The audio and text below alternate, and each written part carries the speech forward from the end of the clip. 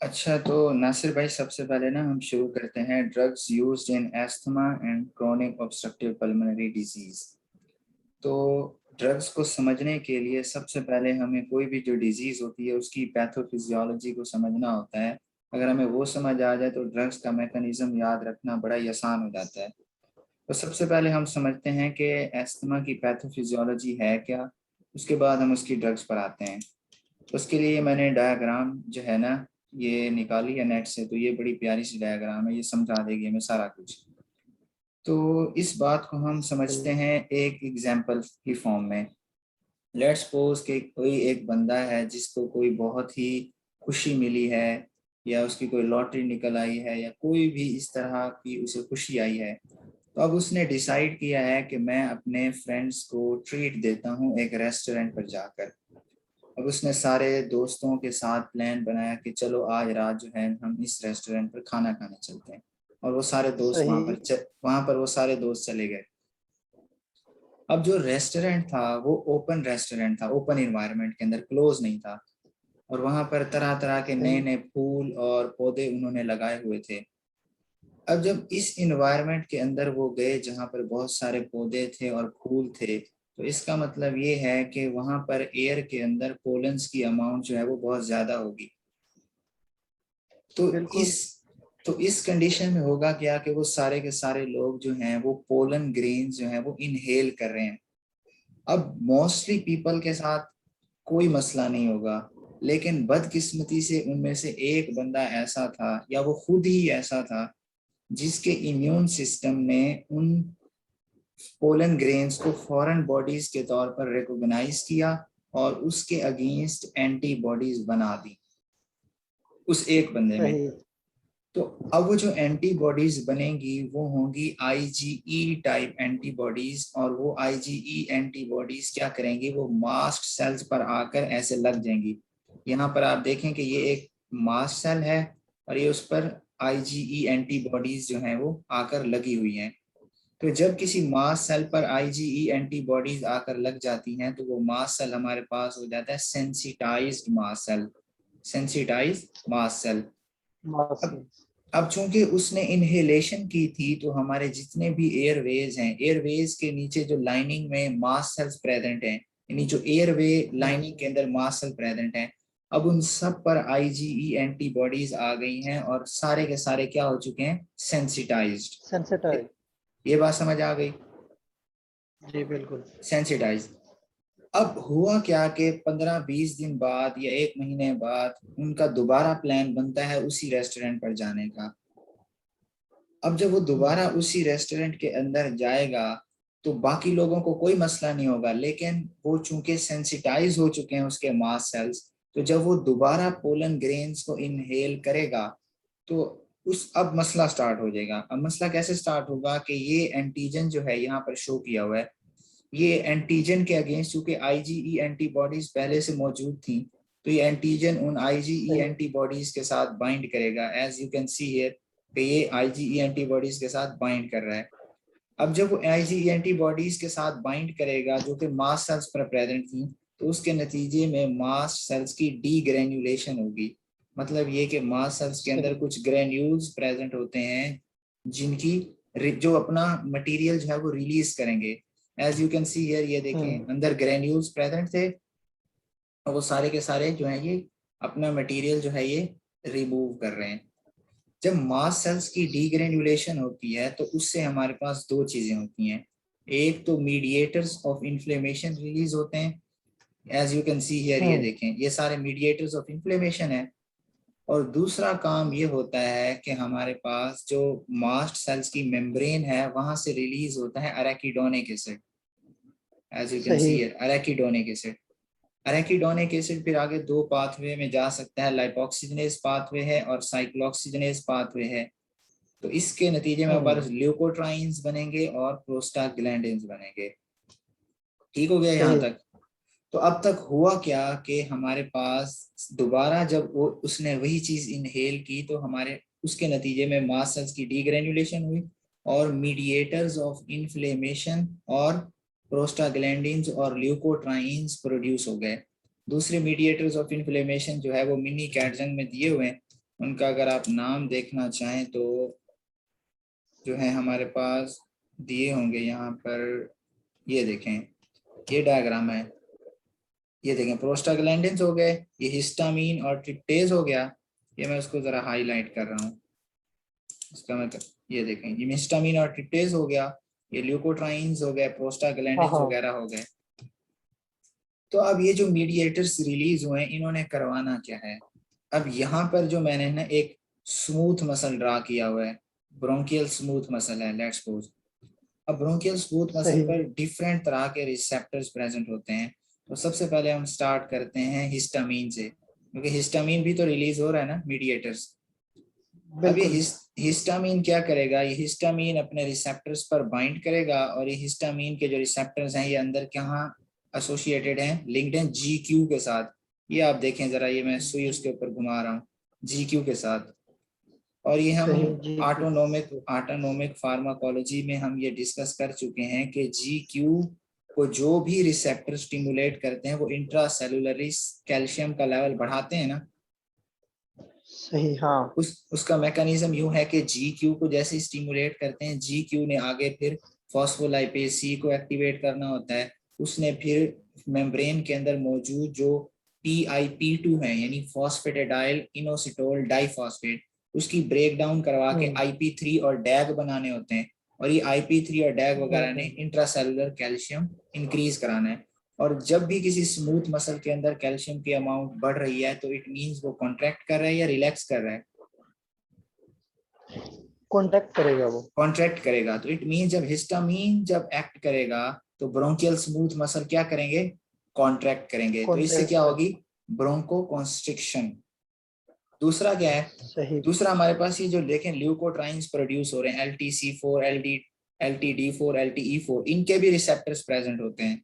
ये देखें, सही इनके रिसेप्टर्स भी अंदर किसके साथ एसोसिएटेड हैं, GQ के साथ। तो इट जी मींस क्यों ये भी कैल्शियम की अमाउंट बढ़ा रहे हैं, तो ये भी ब्रोंको बढ़ाएंगे कॉन्स्ट्रिक्शन करवाएंगे। ठीक हो गया। सही इसी तरह एक और मीडिएटर रिलीज होता है, एडिनोसिन। ये देख, एडिनोसिन, सही एडिनोसिन के भी रिसेप्टर्स प्रेजेंट होते हैं और वो इंट्रासेलुलरली कपल्ड होते हैं GI के साथ। ये छोटा सा लिखा हुआ है GI, ये देखें। सही तो GI क्या कराता है, GI फिर इनहिबिट करेगा एडिनिलाइल साइक्लेज को, और उससे साइक्लिक AMP का लेवल जो है ना वो डिक्रीज हो जाएगा सेल के अंदर, साइक्लिक AMP का लेवल सही डिक्रीज हो जाएगा। और यहाँ डिक्रीज हो पर जाएगा एक रूल याद रख लें कि as far as bronchial smooth muscle is concern, अगर आप उसके अंदर साइक्लिक AMP का लेवल बढ़ा रहे हो तो वो रिलैक्स कर रहा है, और अगर आप सही साइक्लिक AMP का लेवल अंदर कम कर रहे हो तो वो कॉन्ट्रैक्ट कर रहा है। अब एडिनोसिन क्या कर रहा है, ये साइक्लिक AMP का लेवल कम कर रहा है, ये देखें। तो ये क्या करवाएगा, कॉन्ट्रैक्शन। ठीक हो सही गया। तो ये तीन जो है ये मीडिएटर्स का हमने एक्शन डिस्कस करनी है। तो ये पैथोफिजियोलॉजी समझ आ गई। अब यहाँ पर हम बिल्कुल एस्थमा के बारे में एक लाइन बोलूंगा और वही वहीं से आपको पता चल जाएगा। अब ये जो मैंने सारा बताया ना, ब्रोंको कॉन्स्ट्रिक्शन वाला, ये वाला, यहाँ पर एक बात रह गई थी वो भी डिस्कस कर लें फिर आते हैं। ये जो सारे ब्रोंको कॉन्स्ट्रिक्टर हैं, एडिनोसिन, हिस्टामिन, ल्यूकोट्राइन्स, और ये जो ब्रोंको कॉन्स्ट्रिक्शन करवा रहे हैं ये उसका अर्ली रिस्पॉन्स है। अलर्जन आया ना, सही बाइंड, अलर्जन आके बाइंड किया, ये देखें, अलर्जन आके बाइंड किया, तो उसके नतीजे में क्या हो गई, ब्रोंको कॉन्स्ट्रिक्शन, ये हो गया उसका अर्ली रिस्पॉन्स। ठीक है।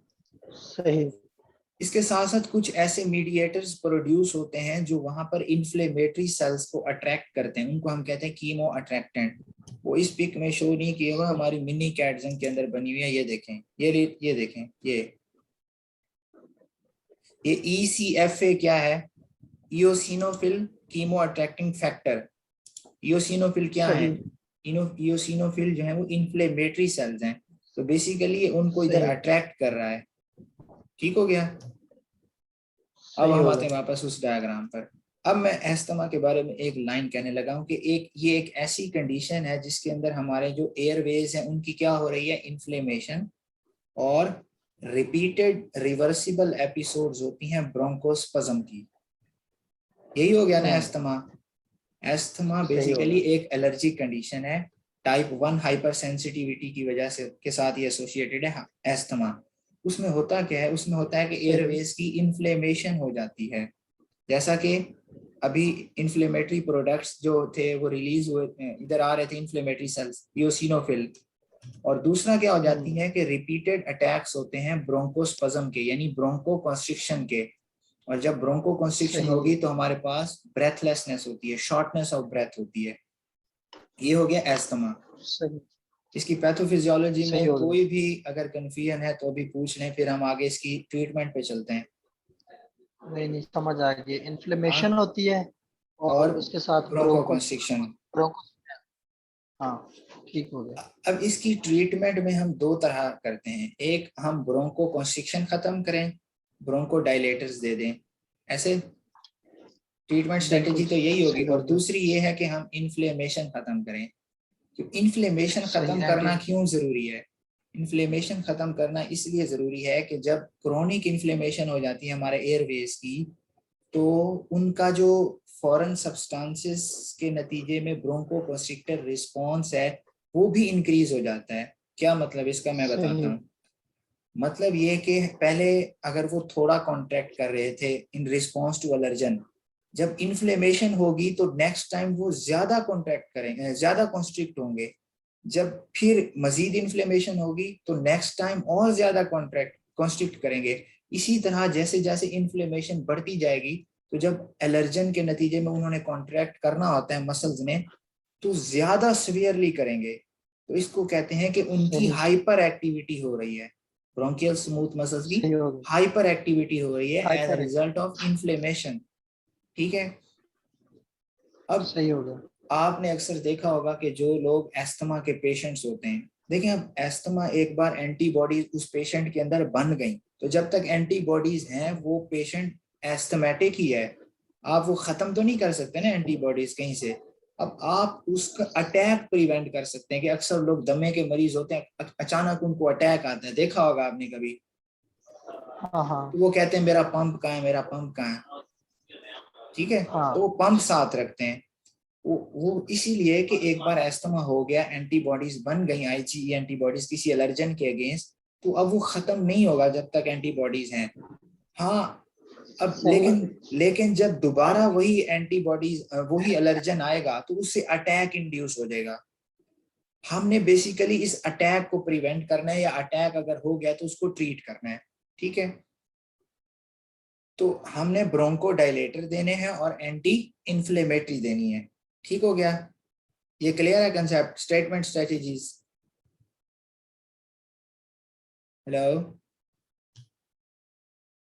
नासिर हाँ, भाई, क्लियर हो गया। चले। मैंने कहा क्लियर हो गया ये।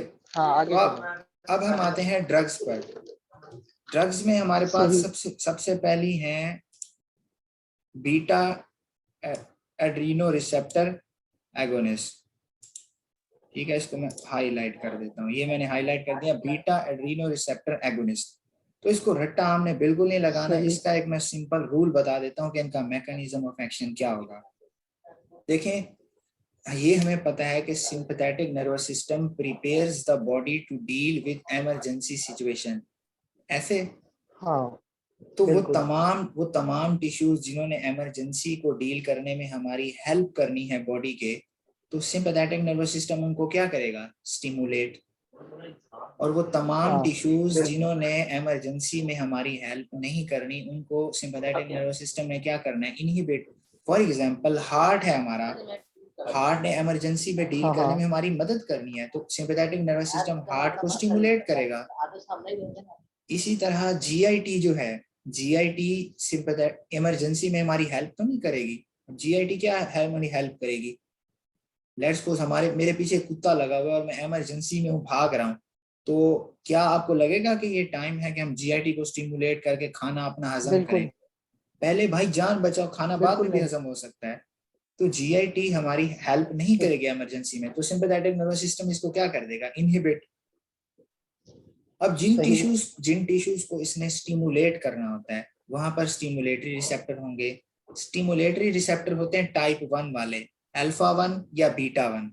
ठीक है, और सही। वो जो इनहिबिटरी रिसेप्टर्स होंगे वो होंगे टाइप 2 वाले, अल्फा 2 या बीटा 2, ठीक है। और सही। मोस्टली टिश्यूज पर जो इनहिबिटरी रिसेप्टर्स होते हैं वो होते हैं बीटा 2। तो अब हम इस कंसेप्ट को सही। यहाँ अप्लाई करते हैं एस्थमा के केस में।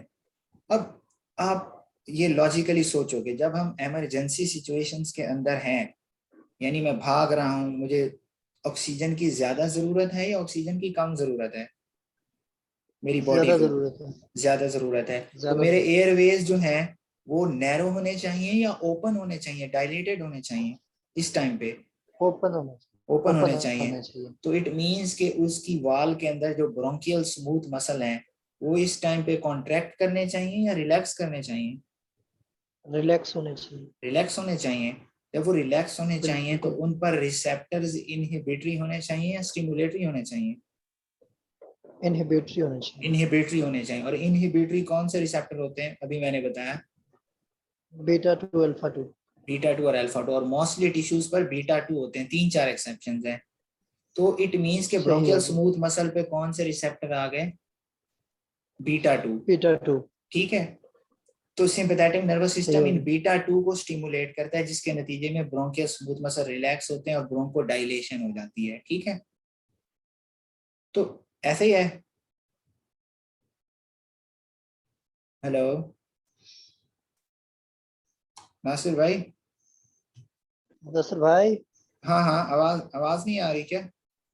आपकी आवाज नहीं आ रही थी। अच्छा, मैंने कहा कि सिंपैथेटिक नर्वस सिस्टम जो है वो बीटा 2 को स्टिमुलेट करेगा, उससे ब्रोंको डायलेशन हो जाएगी, ये हाँ। बात सही है। हाँ। यहाँ से एक हमें रूल समझ आया, वो रूल ये है कि अगर हम कोई ऐसी ड्रग दें जो बीटा 2 स्टिमुलेंट हो तो वो क्या कराएगी, वो वो क्या कर, ब्रोंको डायलेशन करवा वो दी। ब्रोंको डायलेशन करवाएगी। और एस्थमा में हमें यही तो करवाना है कि ब्रोंको कॉन्स्ट्रिक्शन हुई पड़ी है, हमें ब्रोंको डायलेशन करवानी है। ब्रोंको इसलिए डायलेशन। पहली जो हमारी सही। ड्रग है वो है beta adreno receptor agonist. Agonist मतलब वही होता है जो रिसेप्टर को स्टिमुलेट करे, एंटेगोनिस्ट वो होता है जो रिसेप्टर को ब्लॉक करे। तो अब हमने कौन सी देख ली, सही। एगोनिस्ट, ये पहली हमारी ड्रग हो गई। इसका बैकग्राउंड नॉलेज क्लियर हो गया ना कि इसका यूज करने का क्या फायदा बिल्कुल। है। तो अब बिल्कुल नासिर क्लियर भाई, हो गया। कोई भी ड्रग पढ़नी है ना हमने फार्माकोलॉजी में कोई भी, तो उससे रिलेटेड 4 चीजें हमें पता होनी चाहिए। पहली ये कि सही। इस कैटेगरी के अंदर कौन कौन सी ड्रग्स आती हैं। दूसरा, उनका मैकेनिज्म सही। ऑफ एक्शन क्या है। तीसरा, उनके सही। क्लिनिकल यूजेस क्या हैं। चौथा, उनकी टॉक्सिसिटी क्या है। तो अब इन वन बाय वन सही। इनको डिस्कस करते हैं। सबसे पहले बीटा 2 एगोनिस्ट के अंदर कौन कौन सी आती हैं। तो उनके अंदर हमारे पास ये आएंगी, 2 तरह की होती हैं। इनको हम डिवाइड करते हैं on the basis of their duration of action. कुछ शॉर्ट एक्टिंग होती हैं और कुछ लॉन्ग एक्टिंग होती हैं। शॉर्ट एक्टिंग का मतलब ये है कि उनकी हाफ लाइफ 4 घंटे होती है, और लॉन्ग एक्टिंग का मतलब ये है कि उनकी हाफ लाइफ 12 से 24 घंटे होती है। अब शॉर्ट सही। एक्टिंग के अंदर कौन सी आती हैं, अब आप देखिएगा, मैं उनको जरा हाईलाइट कर रहा हूँ। एल्ब्यूटिरोल, टर्ब्यूटालिन एंड मेटाप्रोटेरिनोल, ये 3 मैंने हाईलाइट की हैं, देख नजर आ रही हैं। बिल्कुल आ रही एल्ब्यूटिरोल, है। टर्ब्यूटालिन और मेटाप्रोटेरिनोल, और उसने आगे लिखा हुआ है दीज आर शॉर्ट एक्टिंग, ठीक हो शॉर्ट गया। है। उसके बाद लॉन्ग एक्टिंग में हमारे पास आ जाते हैं सेल्मिटिरोल, फॉर्मोटिरोल, इंडेसेटिरोल एंड विलेंट्रिरोल आर लॉन्ग एक्टिंग, ठीक है। सही। नजर आ रही है, ये क्लियर हो गया। ये बिल्कुल। हमने याद कर ली कि बिल्कुल। इसके अंदर ये ड्रग्स होती हैं। अब ये शॉर्ट एक्टिंग और लॉन्ग एक्टिंग के अलग अलग यूजेस हैं, ये आगे हम डिस्कस करेंगे। लेकिन उससे पहले हम एक जनरल मैकेनिज्म याद करेंगे। जनरल मैकेनिज्म देख लेते हैं वो क्या है। ये मैकेनिज्म है, तो उससे पहले हम अपनी वापस डायग्राम पे चलते हैं कि ये देखें, यहाँ पर एक रिसेप्टर प्रेजेंट है, बीटा 2 प्रेजेंट है। ये बिल्कुल। स्मूथ मसल पर अभी हम डिस्कस कर चुके हैं। और बीटा 2 रिसेप्टर अंदर किसके साथ लिंक्ड होते हैं, ये हम ऑटोनोमिक फार्माकोलॉजी में डिस्कस कर चुके हैं, जी स्टिमुलेटरी प्रोटीन के साथ, जी स्टिमुलेटरी। ठीक है। और जी स्टिमुलेटरी ने क्या सही है। कराना होता है, एडेनिलाइल साइक्लेज को एक्टिवेट कराना होता है। और एडेनिलाइल साइक्लेज ने क्या कराना है, एटीपी को कन्वर्ट कराना है साइक्लिक एएमपी में, ऐसे ही है। बिल्कुल। तो इट मींस जी कि स्टिमुलेट। जब हम B2 को स्टिमुलेट कर रहे हैं तो इनडायरेक्टली हमारे पास सेल के अंदर साइक्लिक एएमपी का लेवल इंक्रीज हो रहा है या डिक्रीज हो रहा है, इंक्रीज हो रहा है। इंक्रीज हो रहा है। और अभी मैंने रूल बताया था कि as far as bronchial smooth muscle is concern, अगर आप साइक्लिक एएमपी का लेवल अंदर बढ़ा रहे हैं तो मसल रिलैक्स करेगा या कॉन्ट्रैक्ट करेगा? रिलैक्स करेगा। रिलैक्स करेगा। तो इट मींस बीटा 2 जो है उसको स्टिमुलेट करने से मसल रिलैक्स कर रहा है। ये देख लें, बीटा 2 को स्टिमुलेट किया, जी स्टिमुलेटरी ने साइक्लिक एएमपी का लेवल बढ़ा दिया, इससे हमारे पास रिलैक्सेशन हो गई। और जब रिलैक्सेशन हो गई तो ब्रोंको डायलेशन हो गई। ठीक है, यही तो हमें चाहिए। अब हम देख लेते हैं बुक में क्या लिखा है कि beta adreno receptor agonist stimulate adenylyl cyclase via beta 2 adreno receptor G stimulatory coupling protein adenylyl cyclase pathway पूरा and increase cyclic adenosine monophosphate in smooth muscle cell. The increase in cyclic AMP results in a powerful bronchodilator response. Mechanism समझ आ गया? सही होगा, बिल्कुल समझ आ गया। आगे चलते हैं हम इनके क्लिनिकल यूजेस एंड टॉक्सिसिटी पर। क्लिनिकल यूजेस में सर यूं है कि दो हमने डिस्कस किए हैं ना, एक है शॉर्ट एक्टिंग और एक है लॉन्ग एक्टिंग। Long acting. अब एक चीज आपने देखी होगी कि अब बंदा जो है ना उसको डिस्कस कर लेते हैं। बंदा है वो एस्थमेटिक है, ऐसे है, तो अब उसमें अंदर हम दो तरह ट्रीटमेंट कर सकते हैं। हमें पता है बंदा एस्थमेटिक है, इसको कोई ऐसी दवाई दे दें जो अटैक होने को प्रिवेंट करे, ऐसे, ताकि अटैक ना हो बंदे को। एस्थमा का है तो सही उसे, लेकिन अटैक ना हो। तो हमने अटैक प्रिवेंट कराना है, ठीक है, अटैक प्रिवेंट कराना है।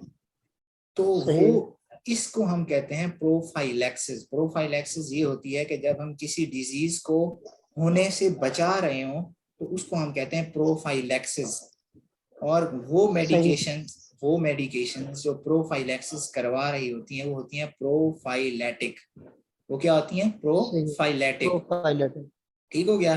तो एस्थमा की ट्रीटमेंट में एक तो हमें प्रोफाइलेटिक्स की जरूरत है, और दूसरा भाई अगर उस बंदे को अटैक एक बार हो चुका है तो उसको ट्रीट भी तो करना पड़ेगा ना, उसको रिलीव भी तो करना है ना अटैक को, ऐसे ही है। सही। एक तो प्रिवेंट करना है, लेकिन अगर हो गया है तो फिर रिलीव भी तो करना है ना। दो तरह की स्ट्रेटेजीज हैं। तो अब सोचें, अगर एक बंदे को अटैक हो चुका है तो इस टाइम पे हमें कोई ऐसी मेडिसिन चाहिए होगी ना जो बड़ा तेजी अपना एक्शन परफॉर्म करे, रैपिड ऑनसेट ऑफ एक्शन हो उसका, ठीक है? बिल्कुल। तो शॉर्ट एक्टिंग हमने डिस्कस की ना, बीटा 2 एगोनिस्ट शॉर्ट एक्टिंग, एल्ब्यूटेरोल, टर्ब्यूटालिन और मेटाप्रोटेरिनोल, ये शॉर्ट एक्टिंग थी। इनका ऑनसेट ऑफ एक्शन बड़ा रैपिड होता है, और दूसरा इनका जो ड्यूरेशन ऑफ एक्शन है वो भी कम होता है। रैपिड ऑनसेट ऑफ एक्शन की वजह से ये एक्यूट एस्थमा अटैक्स के अंदर यूज होती हैं। समझ आ गई क्यों यूज होती हैं? ठीक है, क्योंकि इनका रैपिड ऑनसेट होता है। रैपिड ऑनसेट होता है, और अटैक्स के अंदर बंदे को सांस नहीं आ रहा, अटैक हुआ एस्थमा का, तो हमें कोई ऐसी ड्रग चाहिए जो रैपिड अपना ऑन एक्शन परफॉर्म करे। तो उनके अंदर हम शॉर्ट एक्टिंग बीटा 2 एगोनिस्ट देते हैं, ठीक है? दूसरा है प्रोफाइलैक्सिस। क्या ये प्रोफाइलैक्सिस के अंदर यूज हो सकती हैं? अब देखें प्रोफाइलैक्सिस के ड्यूरेशन कम है। ड्यूरेशन कम है ना। अब 4 घंटे इनकी मैक्सिमम ड्यूरेशन है, 24 घंटे के अंदर निकाल लो हमें कितनी मेडिसिन लेनी पड़ेगी प्रिवेंट रखने के लिए, ऐसे ही है ना? कुछ 5-6 गोलियां हमें रोज लेनी पड़ेगी ताकि अटैक ना हो। तो इसलिए प्रोफाइलैक्सिस में ये इफेक्टिव नहीं है। लेकिन जो दूसरी है हमारे पास लॉन्ग टर्म, उनका ऑनसेट ऑफ एक्शन बड़ा स्लो है।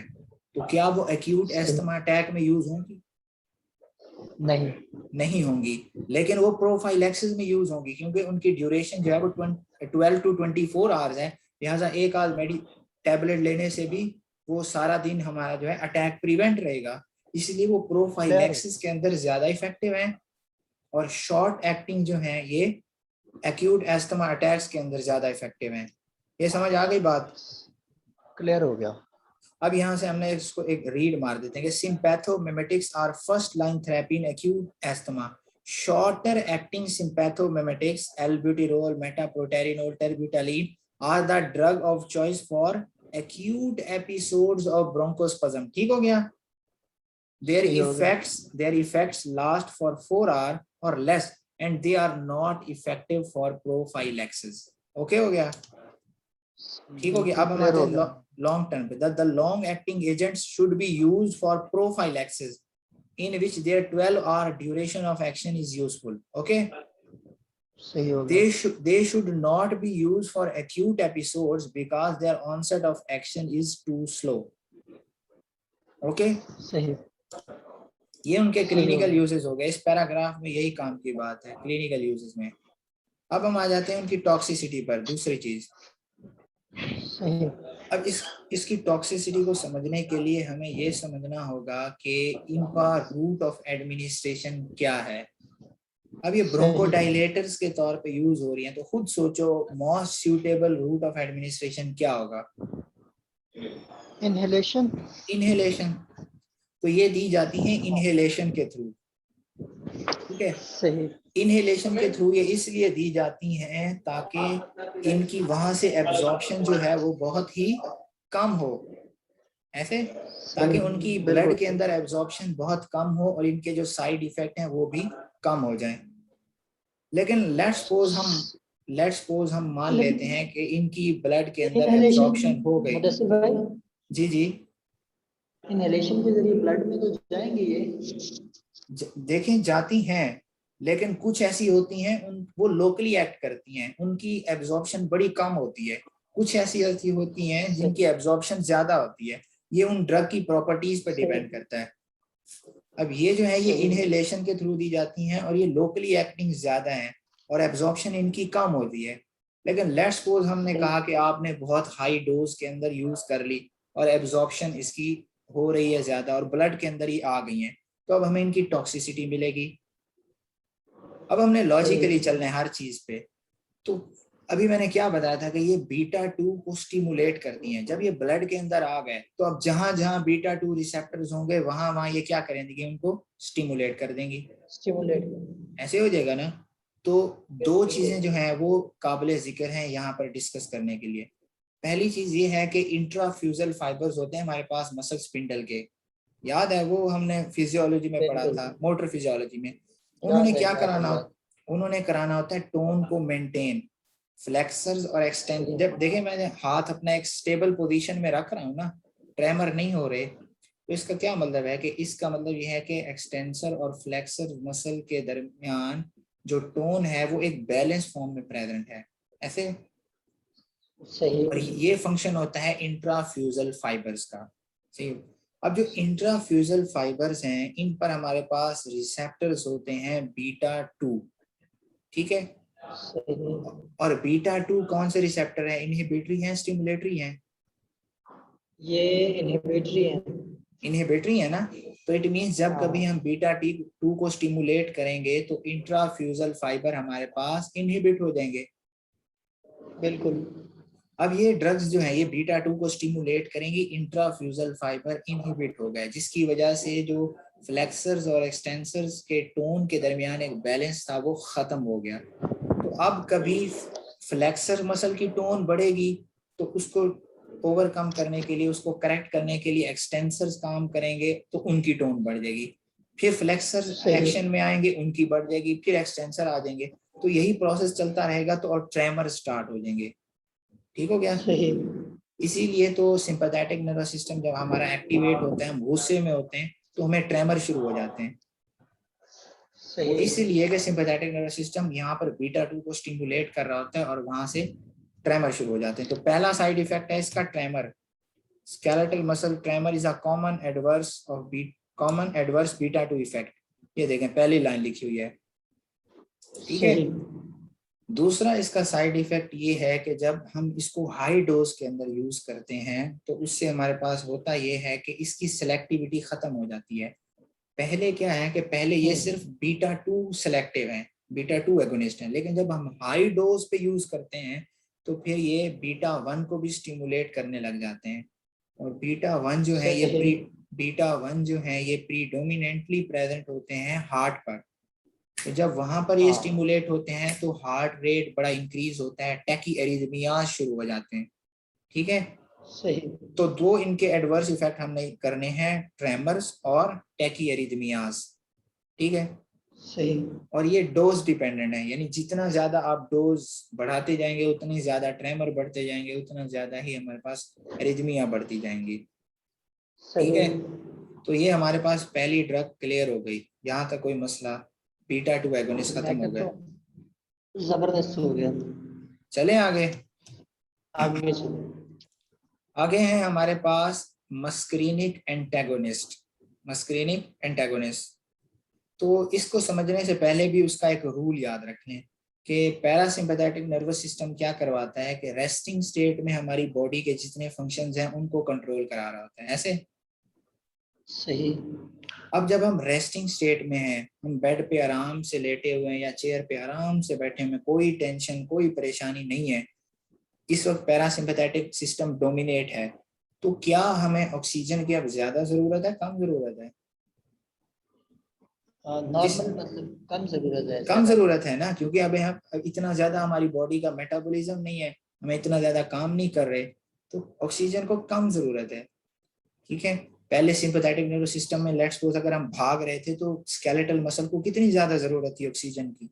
अब तो स्केलेटल मसल भी बड़े रेस्टिंग स्टेट में है, कोई ऑक्सीजन की इतनी ज्यादा जरूरत हमारी बॉडी को नहीं है, ऐसे। बिल्कुल। जब कम जरूरत है तो हमारे एयरवेज को क्या होना चाहिए, कॉन्स्ट्रिक्ट होना चाहिए। कॉन्स्ट्रिक्ट होना चाहिए, तो इट मीन हमारे ब्रोंकियल स्मूथ मसल को क्या करना चाहिए, कॉन्ट्रैक्ट रिलैक्स। कॉन्ट्रैक्ट करना चाहिए। तो इट मीन्स के पैरासिम्पैथेटिक नर्वस सिस्टम हमारे ब्रोंकियल स्मूथ मसल को क्या करवाएगा इस टाइम पे, कॉन्स्ट्रिक्ट करवाएगा। कॉन्ट्रैक्ट करवाएगा। मसल के लिए कॉन्ट्रैक्ट का वर्ड यूज करते हैं, ठीक है। हाँ, कॉन्ट्रैक्ट। तो it means sympathetic nervous system muscles को रिलैक्स करा रहा है और पैरासिम्पैथेटिक कॉन्ट्रैक्ट करवा रहा है, कॉन्ट्रैक्ट करा रहे हैं। ठीक है, तो अब उसका मैकेनिज्म क्या है कॉन्ट्रैक्शन का, तो मैकेनिज्म समझना बड़ा जरूरी है कि ये देखें, ये एसिटाइल कोलिन है, क्योंकि पैरासिम्पैथेटिक नर्वस सिस्टम क्या कर रहा होता है, एसिटाइल कोलिन रिलीज करा रहा होता है ना, ऐसे एसिटाइल कोलिन रिलीज करा रहा होता है ना। अब एसिटाइल कोलिन अपने रिसेप्टर्स पर एक्ट करती है जो कि M3 रिसेप्टर होते हैं, मस्करीनिक 3 ब्रोंकियल स्मूथ मसल्स पर प्रेजेंट होते हैं। ठीक है, आवाज आ रही है मेरी? हाँ हाँ, आवाज आ रही है। देखिए M3 पर जब वो एक्ट करेगा, M3 अंदर किसके साथ लिंक्ड है, GQ के साथ, ऐसे। तो GQ के साथ अगर ये लिंक्ड है तो आप समझ ही जाओगे कि GQ के साथ जो लिंक्ड होते हैं वो इंट्रासेलुलरली क्या कराते हैं, कैल्शियम का लेवल कैल्शियम बढ़ाते हैं। और जब कैल्शियम का लेवल स्मूथ मसल के अंदर बढ़ रहा है तो ये मसल क्या कर रहा है, कॉन्ट्रैक्ट कर रहा है। कॉन्ट्रैक्ट। ठीक हो गया। अब यहाँ पर सही। हम कोई अगर ऐसी कोई ड्रग दे दें जो इस M3 रिसेप्टर को ही ब्लॉक कर दे, ठीक सही। है, तो फिर एसिटाइल कोलिन का जो एक्शन है M3 पर वो लॉस हो जाएगा। ठीक है, सही। तो इट मींस जो M3 रिसेप्टर ब्लॉकर की मौजूदगी में, मस्करीनिक रिसेप्टर ब्लॉकर की मौजूदगी में, या हम उसको एंटी मस्करीनिक की मौजूदगी में, जो acetyl choline induced bronchial smooth muscle contraction, अब ये लफ्ज पे गौर करना, acetyl choline induced bronchial smooth muscle contraction जो है वो लॉस हो जाएगी एंटी मस्करीनिक की मौजूदगी में, क्योंकि उसने ये रिसेप्टर ब्लॉक कर दिया। एसिटाइल कोलिन का जो भी एक्शन था वो खत्म हो गया, तो पहले ही उसको कॉन्ट्रैक्ट करा रहा था, तो अब उसकी कॉन्ट्रैक्शन क्या हो गई, लॉस हो गई। ठीक है, तो यही तो हमें चाहिए, ब्रोंकी एस्थमा के अंदर ब्रोंको कॉन्स्ट्रिक्शन हुई है, यही तो हमें चाहिए कि हमने कॉन्स्ट्रिक्शन काम करानी है। तो अब जो एसिटाइल कोलिन इंड्यूस्ड कॉन्ट्रैक्शन हो रही थी वो खत्म हो गई। ठीक है, तो ये काम है एंटाई मस्करीनिक का। तो ये हम देख लेते हैं अपनी वापस मिनी कैडजन पे जाके कि ये देखें मस्करीनिक एंटागोनिस्ट, इनका मैकेनिज्म ऑफ एक्शन पहले देख लेते हैं, क्योंकि वो भी मैंने आपको बता दिया है। देखें mechanism of action and effects, when given by aerosol यानी inhalation के through, these drugs competitively block muscarinic receptors in the airways and effectively prevent bronchoconstriction mediated by vagal discharge। ठीक हो गया, ये देखें, सही हो गया। इसको मैं हाईलाइट कर देता हूँ, कलर भी इसका मैं चेंज कर देता हूँ। ठीक हो गया, तो इसका मैकेनिज्म ऑफ एक्शन समझ आ गया एंटी मस्करीनिक्स का, कि वो बेसिकली बिल्कुल M3 को ब्लॉक कर रहे हैं और वेगल इंड्यूस ब्रोंकोकंस्ट्रिक्शन लॉस हो रही है। अब इसके अंदर हमारे पास क्लासिफिकेशन कौन कौन सी है ड्रग्स की, क्योंकि मैंने बताया था 4 चीजें याद करनी है। मैकेनिज्म हमने डायरेक्टली देख लिया क्योंकि वो डायग्राम के साथ ही लिंक कर रहा था, तो पहले मैंने मैकेनिज्म बता दिया। अब हम आ जाते हैं कि इसके अंदर कौन कौन सी हैं। जिस तरह बीटा 2 एगोनिस्ट हमारे पास शॉर्ट एक्टिंग थी और लॉन्ग एक्टिंग थी, इसी तरह मस्क्रीनिक एंटागोनिस्ट भी शॉर्ट एक्टिंग होती हैं और लॉन्ग एक्टिंग होती हैं। देखें, सही। शॉर्ट एक्टिंग में हमारे पास एक आती है इप्राट्रोपियम, ये हम ऑटोनोमिक फार्माकोलॉजी में भी डिस्कस कर चुके हैं, याद हो अगर आपको तो, इप्राट्रोपियम। ठीक है। और जो लॉन्ग एक्टिंग है उसके अंदर हमारे पास 3 आती हैं, एक टियोट्रोपियम, एक एक्लिडीनियम और एक यूमेक्लिडीनियम भी होती है इसके साथ, वो यहाँ नहीं लिखी हुई, ये शायद कोई ओल्ड एडिशन होगा इसका। तो यूमेक्लिडीनियम भी होती है, वो भी लॉन्ग एक्टिंग है। ठीक है, ये याद कर ली। अब हम आ जाते हैं उसके क्लिनिकल यूजेस पर। तो क्लिनिकल यूजेस हमारे वही हैं कि इनहेलेशन के थ्रू देते हैं एक्यूट एस्थमा अटैक्स के अंदर। एक्यूट एस्थमा जो शॉर्ट एक्टिंग है, मैं बात कर रहा हूँ शॉर्ट एक्टिंग की, क्योंकि लॉन्ग एक्टिंग जो होती हैं बीटा 2 और वो प्रोफाइलैक्सिस में देते हैं सीओपीडी के पेशेंट्स के अंदर, चाहे वो लॉन्ग एक्टिंग बीटा 2 हो या लॉन्ग एक्टिंग एंटी मस्क्रीनिक्स हो, ये हम देते हैं प्रोफाइलैक्सिस के लिए इन कौन से पेशेंट्स के अंदर, सीओपीडी के जो पेशेंट होते हैं, क्योंकि उनके अंदर ये जो सीओपीडी के पेशेंट होते हैं उनके अंदर ये बार बार अटैक्स होते रहते हैं एस्थमा के। ठीक है, तो उनके अंदर इन एस्थमा के अटैक्स को प्रिवेंट करने के लिए हम देते हैं प्रोफाइलैक्सिस के लिए, और प्रोफाइलैक्सिस के लिए हमेशा लॉन्ग एक्टिंग दी जाती है, शॉर्ट एक्टिंग का कोई फायदा नहीं होता, इतनी इफेक्टिव नहीं है। तो अब हम बात करते हैं शॉर्ट एक्टिंग की। शॉर्ट एक्टिंग किस लिए दी जाती है, मैंने अभी आपको बीटा 2 एगोनिस्ट में बताया था, एक्यूट अटैक, एक्यूट अटैक के अंदर। तो एंटी मस्क्रीनिक शॉर्ट एक्टिंग जो है इप्राट्रोपियम, वो भी कहाँ दी जाएगी, एक्यूट अटैक में। और उधर जो शॉर्ट एक्टिंग थी बीटा 2 एगोनिस्ट, वो भी कहाँ दी जाएगी, एक्यूट अटैक के अंदर। अब सवाल ये है कि बीटा 2 एगोनिस्ट ज्यादा बेहतर हैं एक्यूट अटैक के अंदर या एंटी मस्क्रीनिक ज्यादा बेहतर है। जवाब उसका ये है कि बीटा 2 जो है वो ज्यादा बेस्ट है। क्यों? क्योंकि जो एंटी मस्क्रीनिक्स हैं वो 1/3 या 2/3 लोगों के अंदर इफेक्टिव होती हैं, जबकि बीटा 2 एगोनिस्ट जो होती हैं वो सब लोगों के अंदर इफेक्टिव होती हैं। लिहाजा अगर आपको एक्यूट अटैक के लिए कोई ड्रग चूज करनी पड़े एंटी मस्क्रीनिक और बीटा एगोनिस्ट में से, तो आप कौन सी चूज करोगे, बीटा एगोनिस्ट। Beta agonist. तो यहाँ पर यही बात वो लिख रहा है कि inhaled anti muscarinic agents are useful in 1/3 to 2/3 of asthmatic patient. Beta 2 agonists are effective in almost all. For acute bronchospasm, therefore, the beta agonists are usually preferred. ठीक हो गया? सही हो गया। अब दूसरी बात मैंने आपको बताई थी कि प्रोफाइलैक्सिस के लिए सीओपीडी में हम यूज करते हैं लॉन्ग एक्टिंग बीटा एगोनिस्ट और लॉन्ग एक्टिंग एंटी मस्क्रीनिक। तो प्रोफाइलैक्सिस के लिए कौन सी बेहतर है, बीटा एगोनिस्ट या एंटी मस्क्रीनिक? क्योंकि अभी उसके लिए एंटी मस्क्रीनिक ज्यादा इफेक्टिव है, क्योंकि अभी मैंने आपको बताया था जब हम उसकी टॉक्सिसिटी डिस्कस कर रहे थे कि वो कार्डियो टॉक्सिसिटी है, उससे एरिथमिया हो रहे थे बीटा एगोनिस्ट से, एरिथमिया हो रहे थे, ट्रेमर्स हो रहे थे बहुत सारे, तो वो ज्यादा टॉक्सिक है इसके मुकाबले में। उसके मुकाबले में एंटी मस्क्रीनिक्स जो हैं वो कम टॉक्सिक हैं। लिहाजा अगर आपने एक पेशेंट को क्रोनिकली देना है प्रोफाइलैक्सिस के लिए, तो आप कौन सी चूज करोगे, एंटी मस्क्रीनिक या बीटा 2 एगोनिस्ट? एंटी मस्क्रीनिक, क्योंकि ये कम टॉक्सिक हैं, यही बात वो यहाँ कर रहे हैं। However in COPD which is often associated with acute episodes of bronchospasm, जो मैंने बताया था कि अटैक होते रहते हैं, the anti-muscarinic agents may be more effective and less toxic than beta agonist. ये बात समझ आ गई, क्लियर हो गया। क्लिनिकल यूजेस हो गया खत्म। अब लास्ट चीज रह गई टॉक्सिसिटी। टॉक्सिसिटी इसकी क्या है, अब ये एंटी मस्क्रीनिक है, ये देते किस फॉर्म में है, अभी मैंने आपको बताया था कि ये किस फॉर्म में देते हैं, इनहेलेशन की फॉर्म में। अब इनहेलेशन की फॉर्म में जब हम देते हैं तो इनका साइड इफेक्ट पहला तो ये होता है कि हमें पता है कि जो पैरासिम्पैथेटिक नर्वस सिस्टम है उसने क्या करानी होती है, सिक्रीशंस करानी होती हैं, उनका एक्शन पता है ना, ये जो सेलिवरी सिक्रीशन है या स्वेटिंग है, ये सारा कुछ पैरासिम्पैथेटिक का काम होता है। अब आप जब आपने एंटाई मस्क्रीनिक दे दी इनहेलेशन के थ्रू, वो मुंह से तो गुजर के जा रही है ना, मुंह से तो गुजर के जा रही है, तो सलाइवरी ग्लैंड्स जो हैं उनकी सिक्रीशन डिक्रीज हो जाएगी क्योंकि ये एंटाई मस्क्रीनिक है। सही है, ये बात समझ आई? जब सलाइवरी ग्लैंड की सिक्रीशन डिक्रीज हो रही है तो उससे माउथ क्या हो जाएगा? ड्राई हो जाएगा, ड्राई हो जाएगा। ठीक है, उससे माउथ हो जाएगा ड्राई। दूसरा ये है कि ये इरिटेशन करवाए, कुछ जो है एंटाई मस्क्रीनिक्स हैं वो इरिटेशन करवाती हैं एयर पैसेजेस की, तो उससे कफ हो सकती है, कफ हो जाएगी। अब ये लोकल इसके साइड इफेक्ट है। अगर ये वहां से एब्सॉर्ब होके ब्लड के अंदर आ गई तो फिर इसके एट्रोपिन लाइक साइड इफेक्ट्स आएंगे।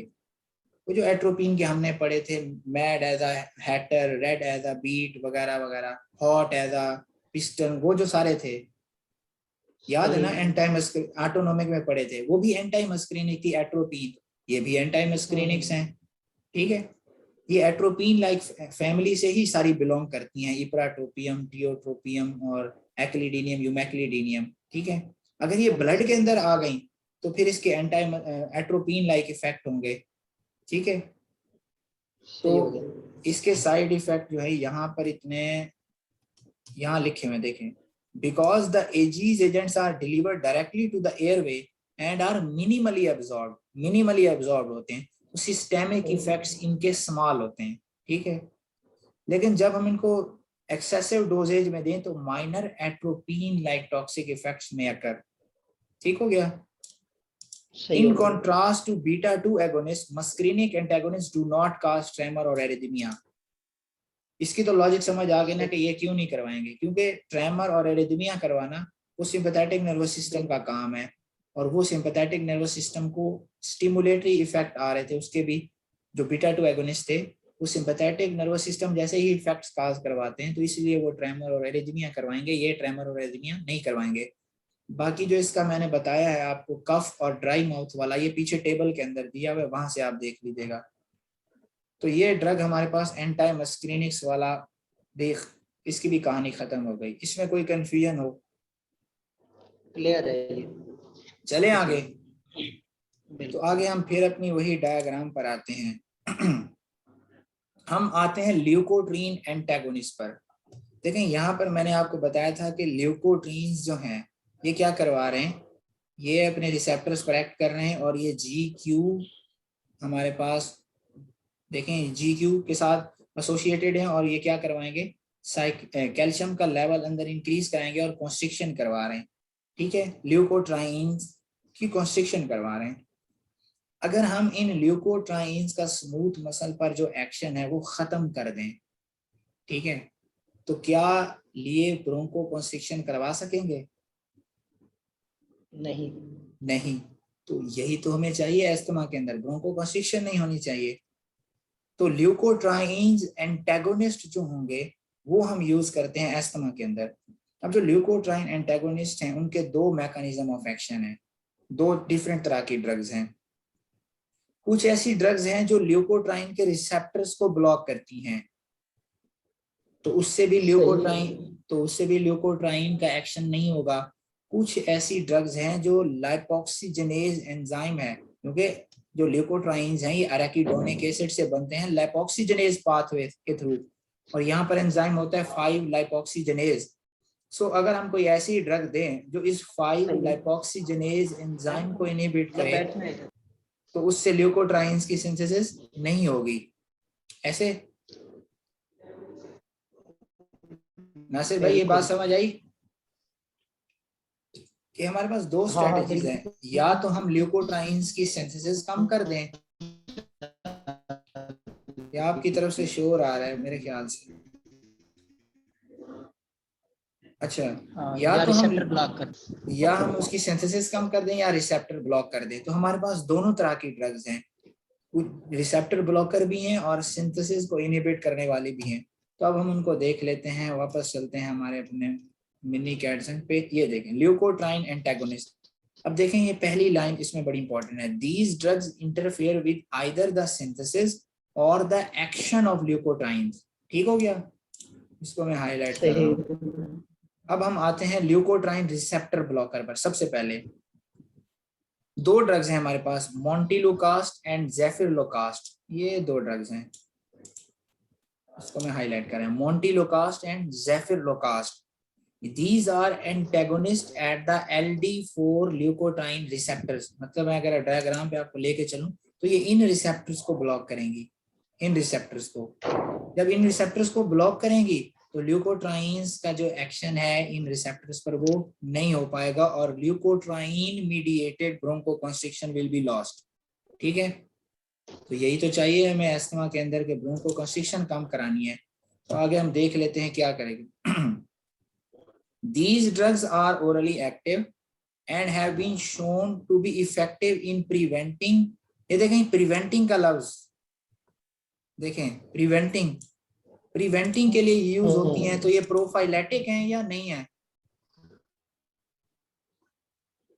अब हम क्लिनिकल यूजेस पर आ गए, मैकेनिज्म भी हमने डिस्कस कर लिया इनका। वही चार चीजें स्टेप वाइज लेके चलनी है। ठीक है, कि सबसे पहले हमारे पास उनमें ड्रग्स कौन सी हैं, मोंटिलुकास्ट एंड जेफिरलोकास्ट है। मैकेनिज्म ऑफ एक्शन क्या है, ल्यूकोट्राइन रिसेप्टर ब्लॉक करती हैं, जिसकी वजह से ल्यूकोट्राइन का एक्शन खत्म हो जाता है और ब्रोंकोकंस्ट्रिक्शन नहीं हो पाती ल्यूकोट्रीन्स की वजह से।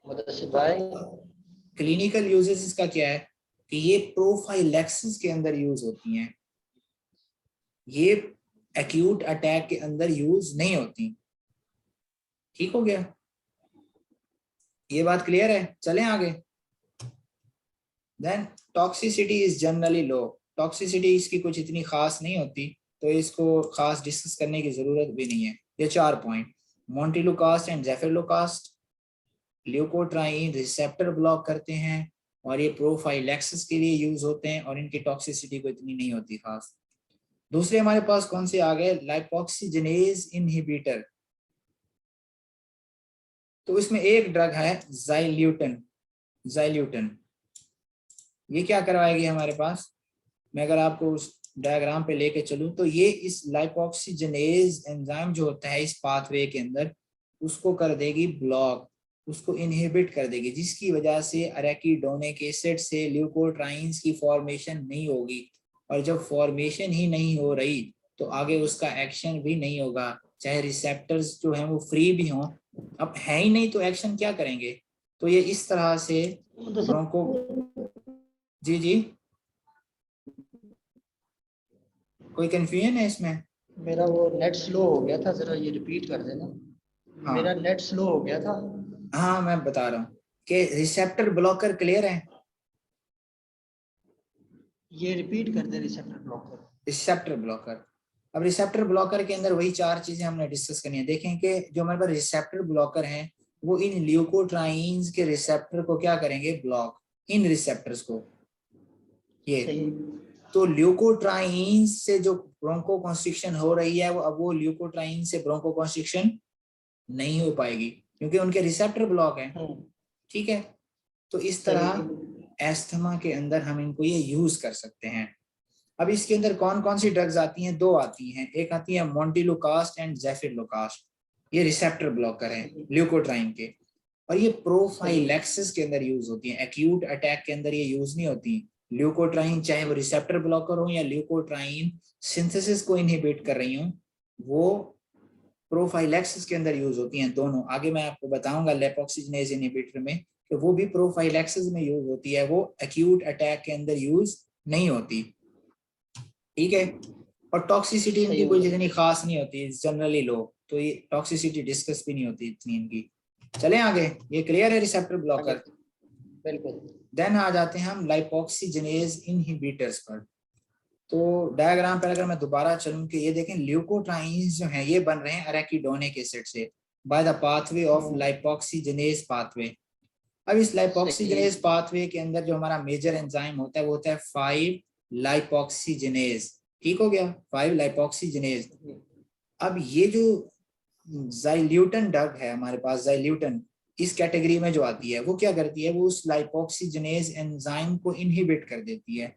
जब लाइपोक्सिजेनेज एंजाइम यहाँ इनहिबिट हो गया तो एरेकिडोनिक एसिड से ल्यूकोट्राइन्स की जो कन्वर्जन है, ल्यूकोट्राइन्स के अंदर कन्वर्जन है वो नहीं होगी तो अब ल्यूकोट्राइन बन ही नहीं रहे तो आगे उसका एक्शन भी खत्म हो जाएगा, चाहे रिसेप्टर्स जो है वो ब्लॉक ना भी हो, चाहे रिसेप्टर फ्री भी हो, वो अवेलेबल भी हो, लेकिन अब चूंकि ल्यूकोट्राइन्स बन ही नहीं रही तो आगे उसका एक्शन भी खत्म होगा, एक्शन खत्म होगा तो ब्रोंकोकंस्ट्रिक्शन लॉस हो जाएगी।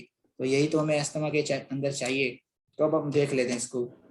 ज़ाइल्यूटन is an orally active drug that selectively inhibits कौन सा enzyme, 5-lipoxygenase, a key enzyme in the conversion of arachidonic acid to leukotrienes। ठीक हो गया, सही हो गया।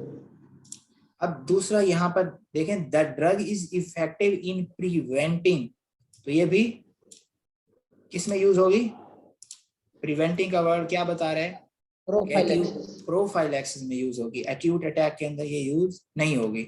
और दूसरा एंटी टॉक्सिसिटी डिस्कस कर लेते हैं कि लीवर एंजाइम्स इसके अंदर एलिवेट हो रहे हैं, लीवर एंजाइम क्या हो रहे हैं, एलिवेट, तो इट मींस ये हिपैटोटॉक्सिक है, क्योंकि लीवर एंजाइम सेल के अंदर प्रेजेंट है ना। अब ये लीवर सेल्स को थोड़ा डैमेज करेगी, तो उसकी वजह से लीवर एंजाइम ब्लड के अंदर एलिवेट होंगे ना। सही, ठीक है। तो अब यहाँ से अगर मैं क्वेश्चन करूं कि आपने एक बंदे की प्रोफाइलैक्सिस करनी है एस्थमा के लिए, ठीक है, तो आप उसमें रिसेप्टर ब्लॉकर प्रेफर करोगे या लैपोक्सिजेनेज इनहिबिटर प्रेफर करोगे? सारी सी बात है, हम रिसेप्टर ब्लॉकर करेंगे। रिसेप्टर ब्लॉकर प्रिवेंट करेंगे, क्योंकि जो लैपोक्सिजेनेज इनहिबिटर है उससे हिपैटोटॉक्सिसिटी हो रही है, लीवर एंजाइम जो है उसकी एलिवेशन हो रही है। ठीक हो गया, सही हो गया। चलें, ये कंसेप्ट क्लियर है यहाँ तक? क्लियर है। तो अब हम नेक्स्ट ड्रग पर आते हैं जो हमारे पास होती है कॉर्टिकोस्टेरॉइड्स। अब कॉर्टिकोस्टेरॉइड का मैकेनिज्म डिस्कस करने के लिए हम यहाँ आ जाते हैं, तो यहाँ मैं ना कुछ ड्रा करूंगा। तो ये हमारे पास आ गया पेन, कौन सी आ जाते हैं, कॉर्टिकोस्टेरॉइड्स। ठीक हो गया।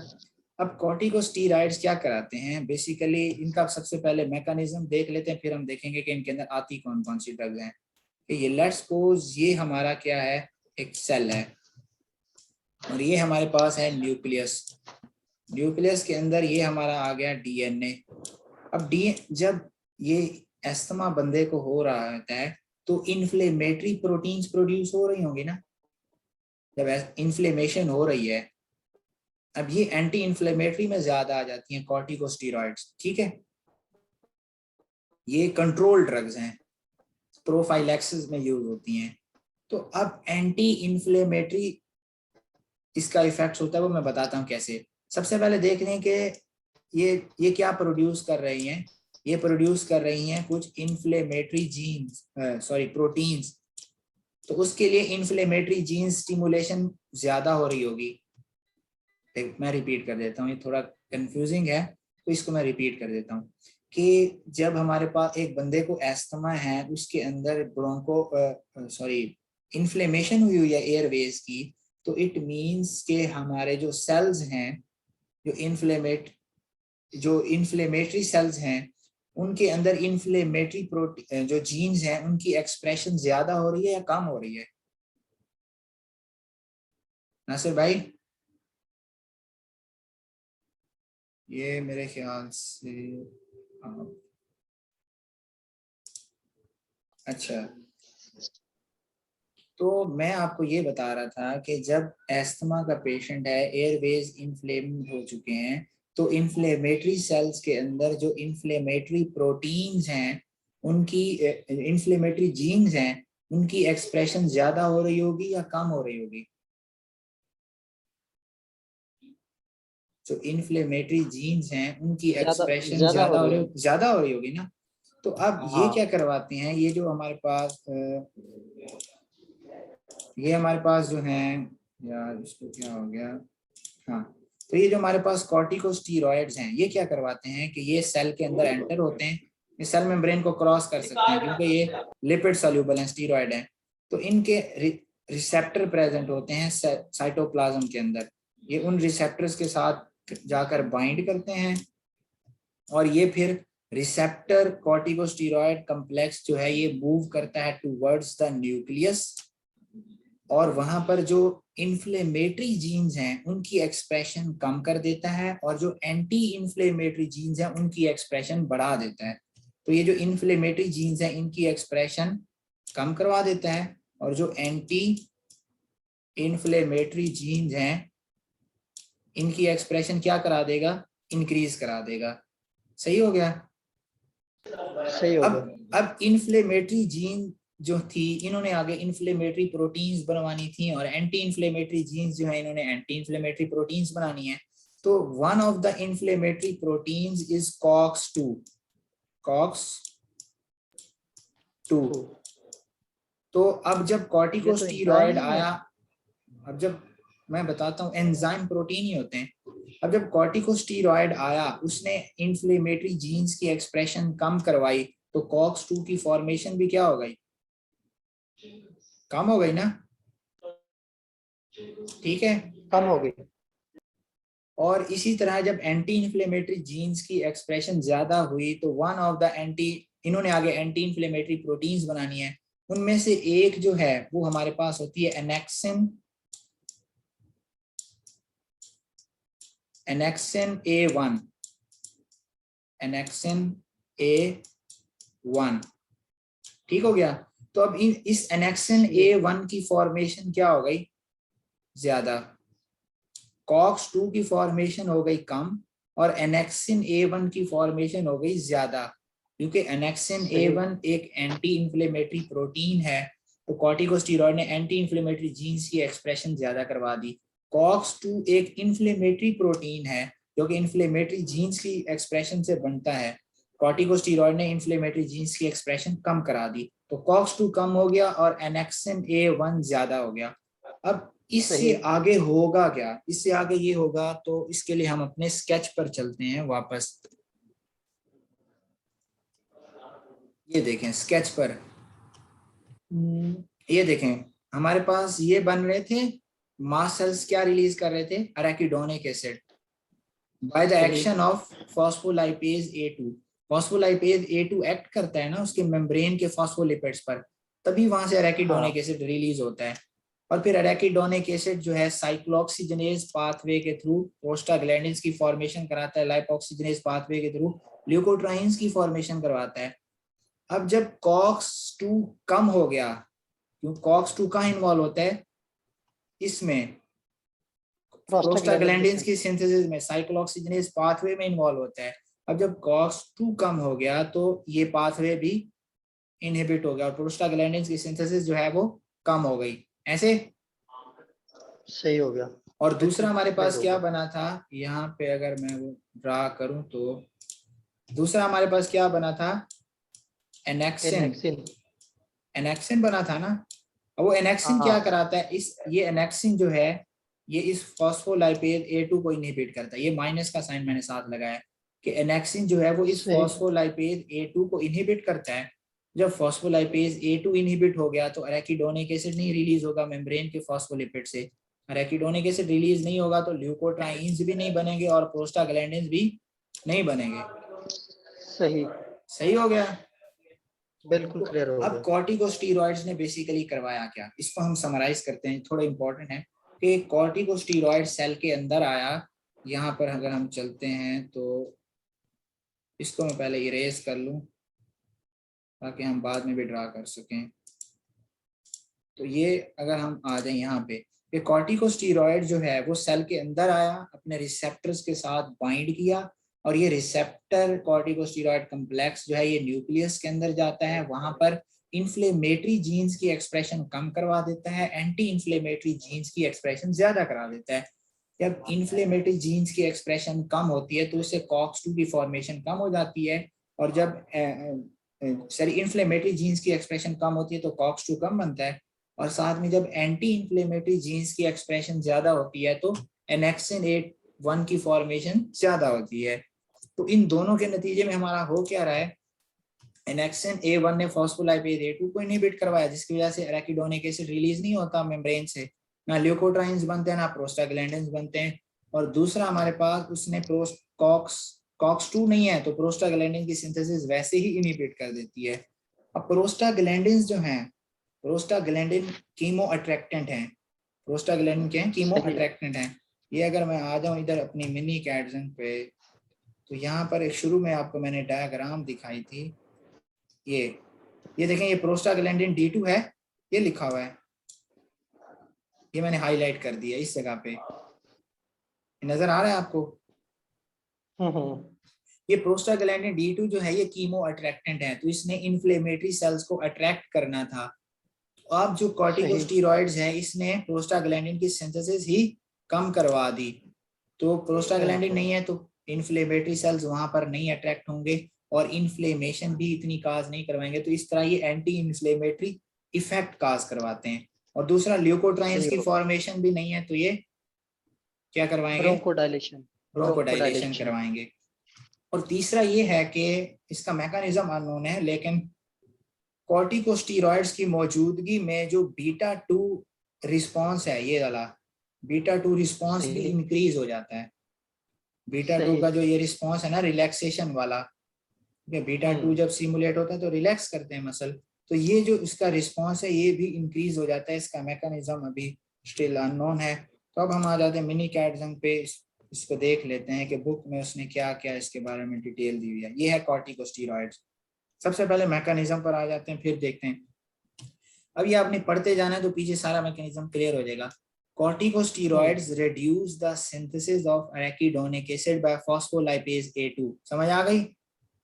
बिल्कुल।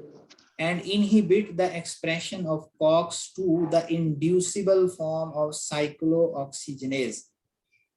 ठीक है, सही हो गया, ये उसका इफेक्ट समझ आ गया।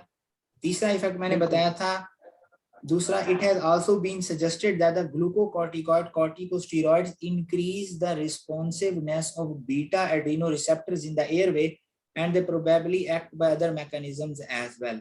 सही है? सही हो गया, समझ आ गई कि बीटा रिस्पॉन्स भी बढ़ा रहा है। अब हम आ जाते हैं इसके वो सेलुलर मैकेनिज्म पे। Glucocorticoids bind to intracellular receptors, ठीक है, मैंने बताया था, and activate glucocorticoid response elements in the nucleus, ठीक है, resulting in the synthesis of substances that prevent the full expression of inflammation। Anti-inflammatory genes express हो रही हैं और इन्फ्लेमेटरी जीन्स क्या हो रही हैं? इनहिबिट हो रही हैं। यही बात यहाँ कर रहा है। ठीक हो गया। इसके आगे क्या है? reduced activity of phospholipase A2 is thought to be particularly important in asthma because the leukotrienes that result from phospholipase stimulated eicosanoate synthesis are extremely potent। यही होगा यहाँ पे, extremely potent bronchoconstrictors। वही बात आ गई ल्यूकोट्राइन्स वाली, तो अब इससे ब्रोंकोकॉन्स्ट्रिक्शन नहीं हो रही। And may also participate in the late inflammatory response. ठीक हो गया, तो एंटी इन्फ्लेमेटरी इफेक्ट भी इसका आ गया। कॉर्टिकोस्टेरॉइड्स के मैकेनिज्म में कोई कंफ्यूजन नहीं है? नहीं, मैं कहता हूँ क्लियर हो गया। क्लियर है। अब हम आ जाते हैं कि ये पीछे वो हैं कौन कौन से। अब इनके ना जो कॉर्टिकोस्टेरॉइड्स हैं 3 फॉर्म्स के अंदर होते हैं। इनहेल्ड फॉर्म के अंदर भी होते हैं, सिस्टेमिक फॉर्म के अंदर यानी ओरल फॉर्म के अंदर भी होते हैं, और इंट्रावीनस भी होते हैं, और हर एक के अलग अलग यूजेस हैं। सबसे पहले हम देख लेते हैं कि जो हमारे पास प्रेडनिसोन है, ये देखें, ये प्रेडनिसोन मैं हाईलाइट कर रहा हूँ। ये प्रेडनिसोन जो है ये ओरली है, ये देखें ओरल है। प्रेडनिसोन जो है ये ओरल है। ठीक हो गया। दूसरे जो इनहेल्ड फॉर्म के अंदर हम देते हैं वो ये हैं बेक्लोमेथासोन, बुडिसोनाइड, डेक्सामेथासोन, फ्लूटिकासोन एंड मोमिटाजोन। ये सारे सेफ हैं और ये इनहेल्ड फॉर्म में दी जाती हैं। बेक्लोमेथासोन, बुडिसोनाइड, डेक्सामेथासोन, फ्लूटिकाजोन एंड मोमिटाजोन, ये सारी इनहेल्ड फॉर्म में दी जाती हैं। और प्रेडनिसोन जो है ये हमारे पास ओरली एक्टिव है, ओरल दी जाती है। इसके अलावा जो इंट्रावीनस दिए जाते हैं, इंट्रावीनस कॉर्टिकोस्टेरॉइड्स, वो हमारे पास 2 हैं। प्रेडनिसोलोन, वो खाली प्रेडनिसोन था ओरल वाला, ये प्रेडनिसोलोन है, और हाइड्रोकॉर्टिजोन है। ये आपको रट्टा मारनी पड़ेगी दवाइयों के नाम, ठीक है। प्रेडनिसोलोन और हाइड्रोकॉर्टिजोन ये उसके ओरली हैं। तो अभी तक हमने कॉर्टिकोस्टेरॉइड में देख लिया कि ये हैं कौन कौन सी इसमें और मैकेनिज्म और इफेक्ट क्या है।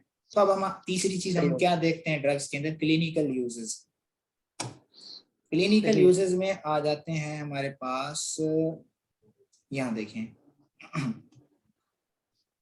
अब आप मुझे ये बताओ कि जीन्स की एक्सप्रेशन को रोकना और जीन्स की एक्सप्रेशन किसी की बढ़ाना और उससे प्रोडक्ट्स बनाने और फिर सिंथेसिस रोकनी, ये रैपिड एक्शन है या स्लो है? ये स्लो है। तो ये एक्यूट अटैक में यूज होंगी या प्रोफाइलैक्सिस में? ये प्रोफाइलैक्सिस में। प्रोफाइलैक्सिस के अंदर यूज होंगी। तो जो कॉर्टिकोस्टेरॉइड्स हैं ये लॉन्ग एक्टिंग बीटा 2 एगोनिस्ट जो थे, याद है मैंने बताया था लॉन्ग एक्टिंग बीटा 2 एगोनिस्ट भी प्रोफाइलैक्सिस में यूज होती हैं। हाँ तो लॉन्ग एक्टिंग बीटा एगोनिस्ट और हमारे पास जो ये हैं कॉर्टिकोस्टेरॉइड्स, ये कॉम्बिनेशन में यूज होते हैं। ठीक हो गया? सही हो गया। For the prophylaxis of asthma. ठीक है, तो उसमें क्या सही हो कराते गया। हैं, एक तो ब्रोंको डायलेशन करवाते हैं, ठीक है, दूसरा इन्फ्लेमेशन भी कम कराते हैं ऐसे। काम करवाते हैं। और हाँ जब इन्फ्लेमेशन कम हो रही है तो मैंने बताया था कि वो जो हाइपर एक्टिविटी होती है इन्फ्लेमेशन के नतीजे में वो भी कम हो रही है। काम हो जाएगी। ठीक हो गया? तो अब इसको देख लेते हैं क्या है।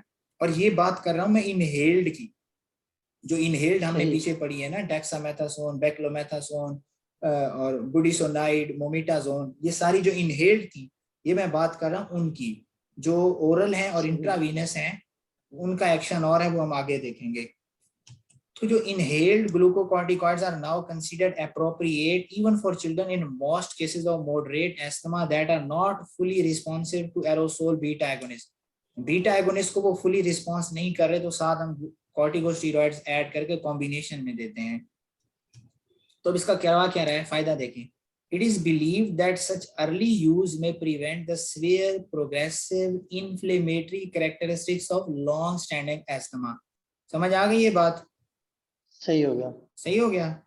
अब हम आ जाते हैं कि जो ओरल है, जो प्रेडनिसोन है, प्रेडनिसोन हम किस लिए यूज करते हैं? प्रेडनिसोन यूज करते हैं सिवियर रिकरेंट एस्थमा के अंदर, सिवियर रिफ्रैक्टरी एस्थमा जो होता है उसके अंदर यूज करते हैं।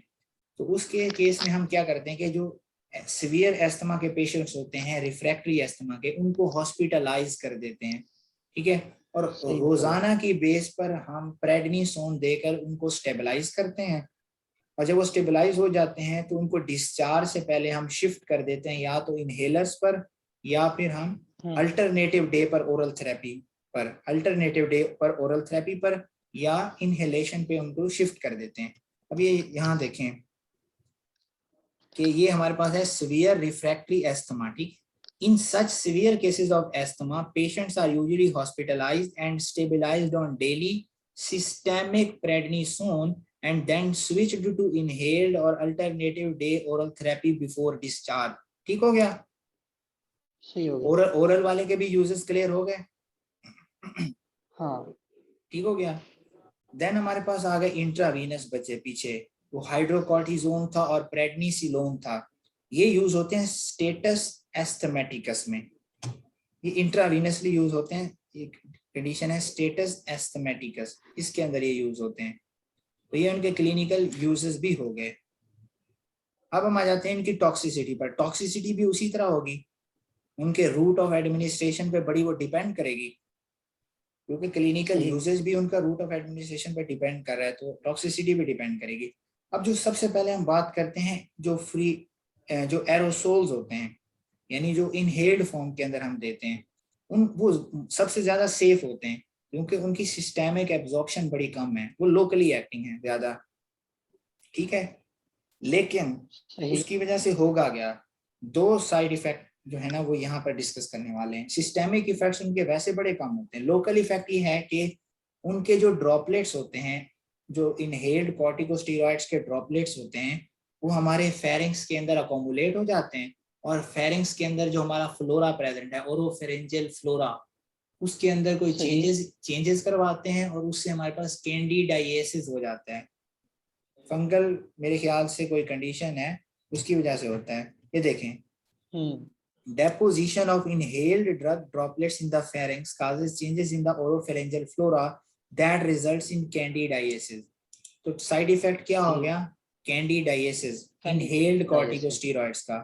दूसरा ये कि अगर सिस्टेमिक एब्जॉर्प्शन हो जाए तो क्या होगा? लेकिन अगर ग्लूकोकॉर्टिकॉइड्स नॉर्मली प्रोड्यूस कहाँ से हो रहे होते हैं हमारी बॉडी के अंदर? एड्रीनल कॉर्टेक्स से, एड्रीनल कॉर्टेक्स से। जब आपने बाहर से उसको ड्रग दे दी ब्लड के अंदर, तो एड्रीनल कॉर्टेक्स की जो ये प्रोडक्शन है ये सप्रेस हो जाएगी या इंक्रीज हो जाएगी? सप्रेस हो जाएगी। सप्रेस हो जाएगी। तो सिस्टेमिक इफेक्ट अगर इनके आएंगे भी तो वो थोड़े से होंगे, एड्रीनल कॉर्टेक्स सप्रेस हो जाएगा। ठीक हो गया?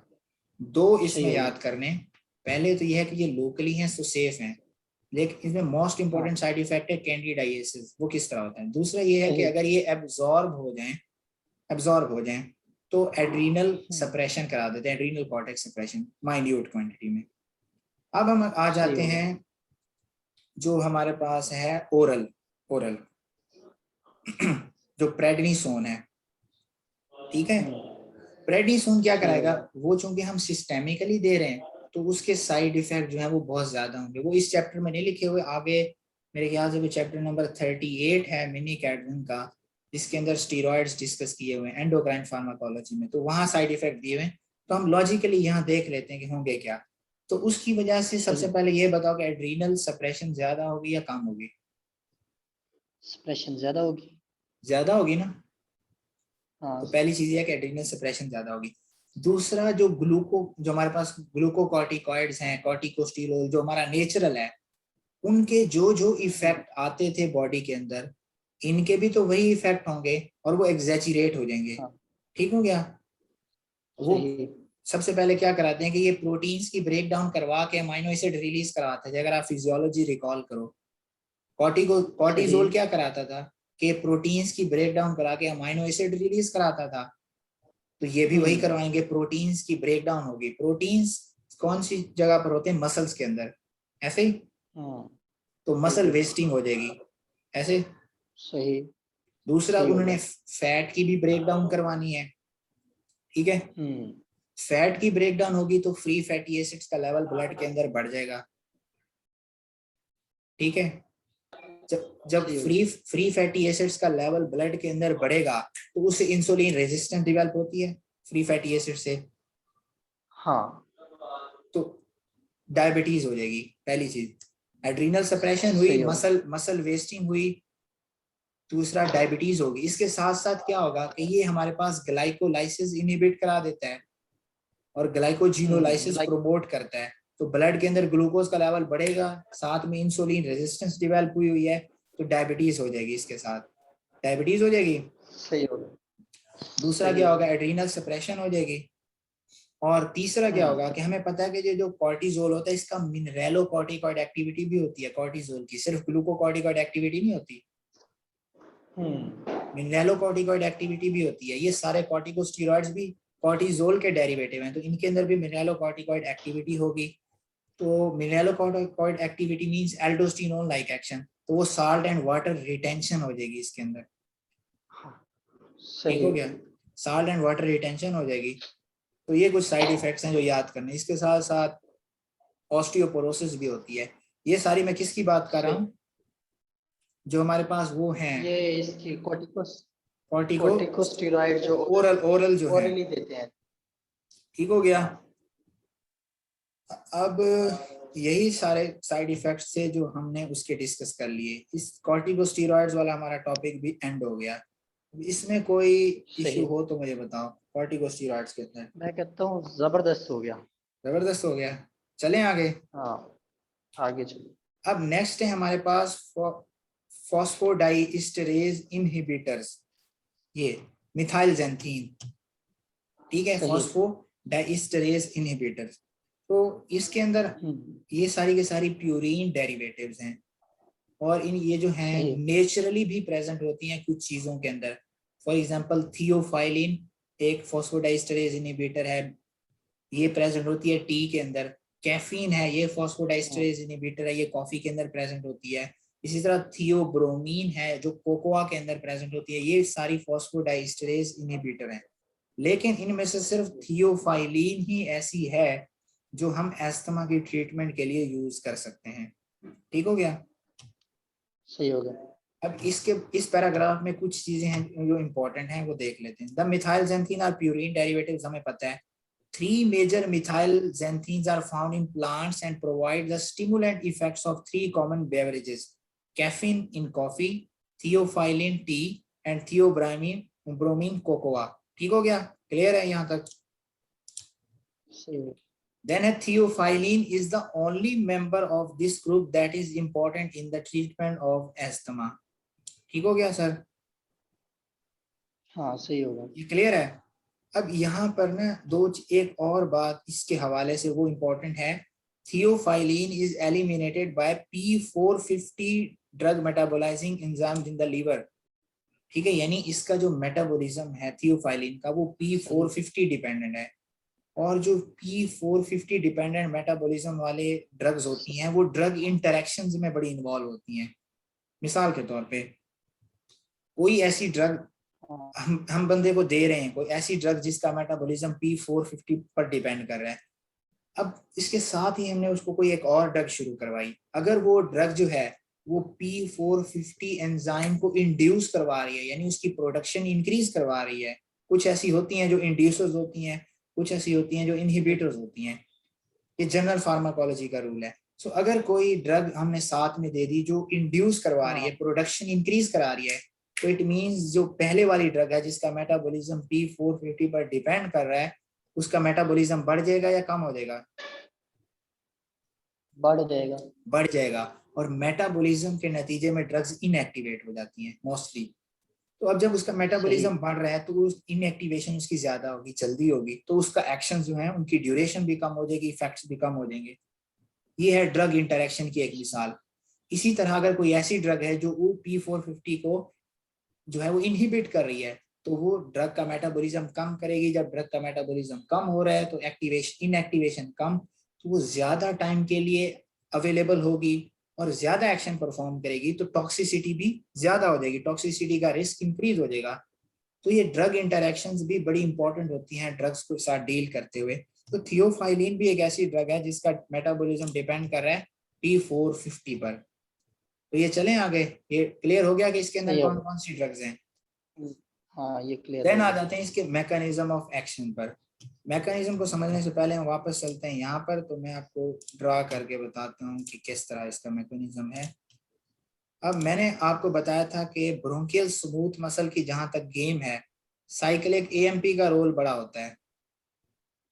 कम होगा तो कॉन्ट्रैक्शन होगी, कम हुआ तो कॉन्ट्रैक्शन होगा और ज्यादा होगा तो रिलैक्सेशन होगी। अब जब नॉर्मली सेल के अंदर साइक्लिक एएमपी बन रहा है तो हमारे पास एक एंजाइम मौजूद होता है सेल के अंदर ही जो इस साइक्लिक एएमपी को कन्वर्ट करा देता है सिंपल एएमपी में। ठीक है, उसको हम कहते हैं फॉस्फोडाइईस्टरेज।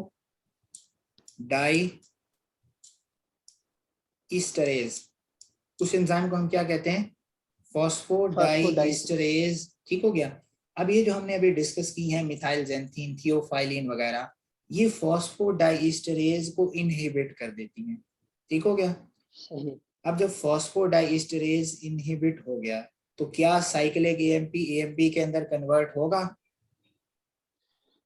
नहीं होगा ना।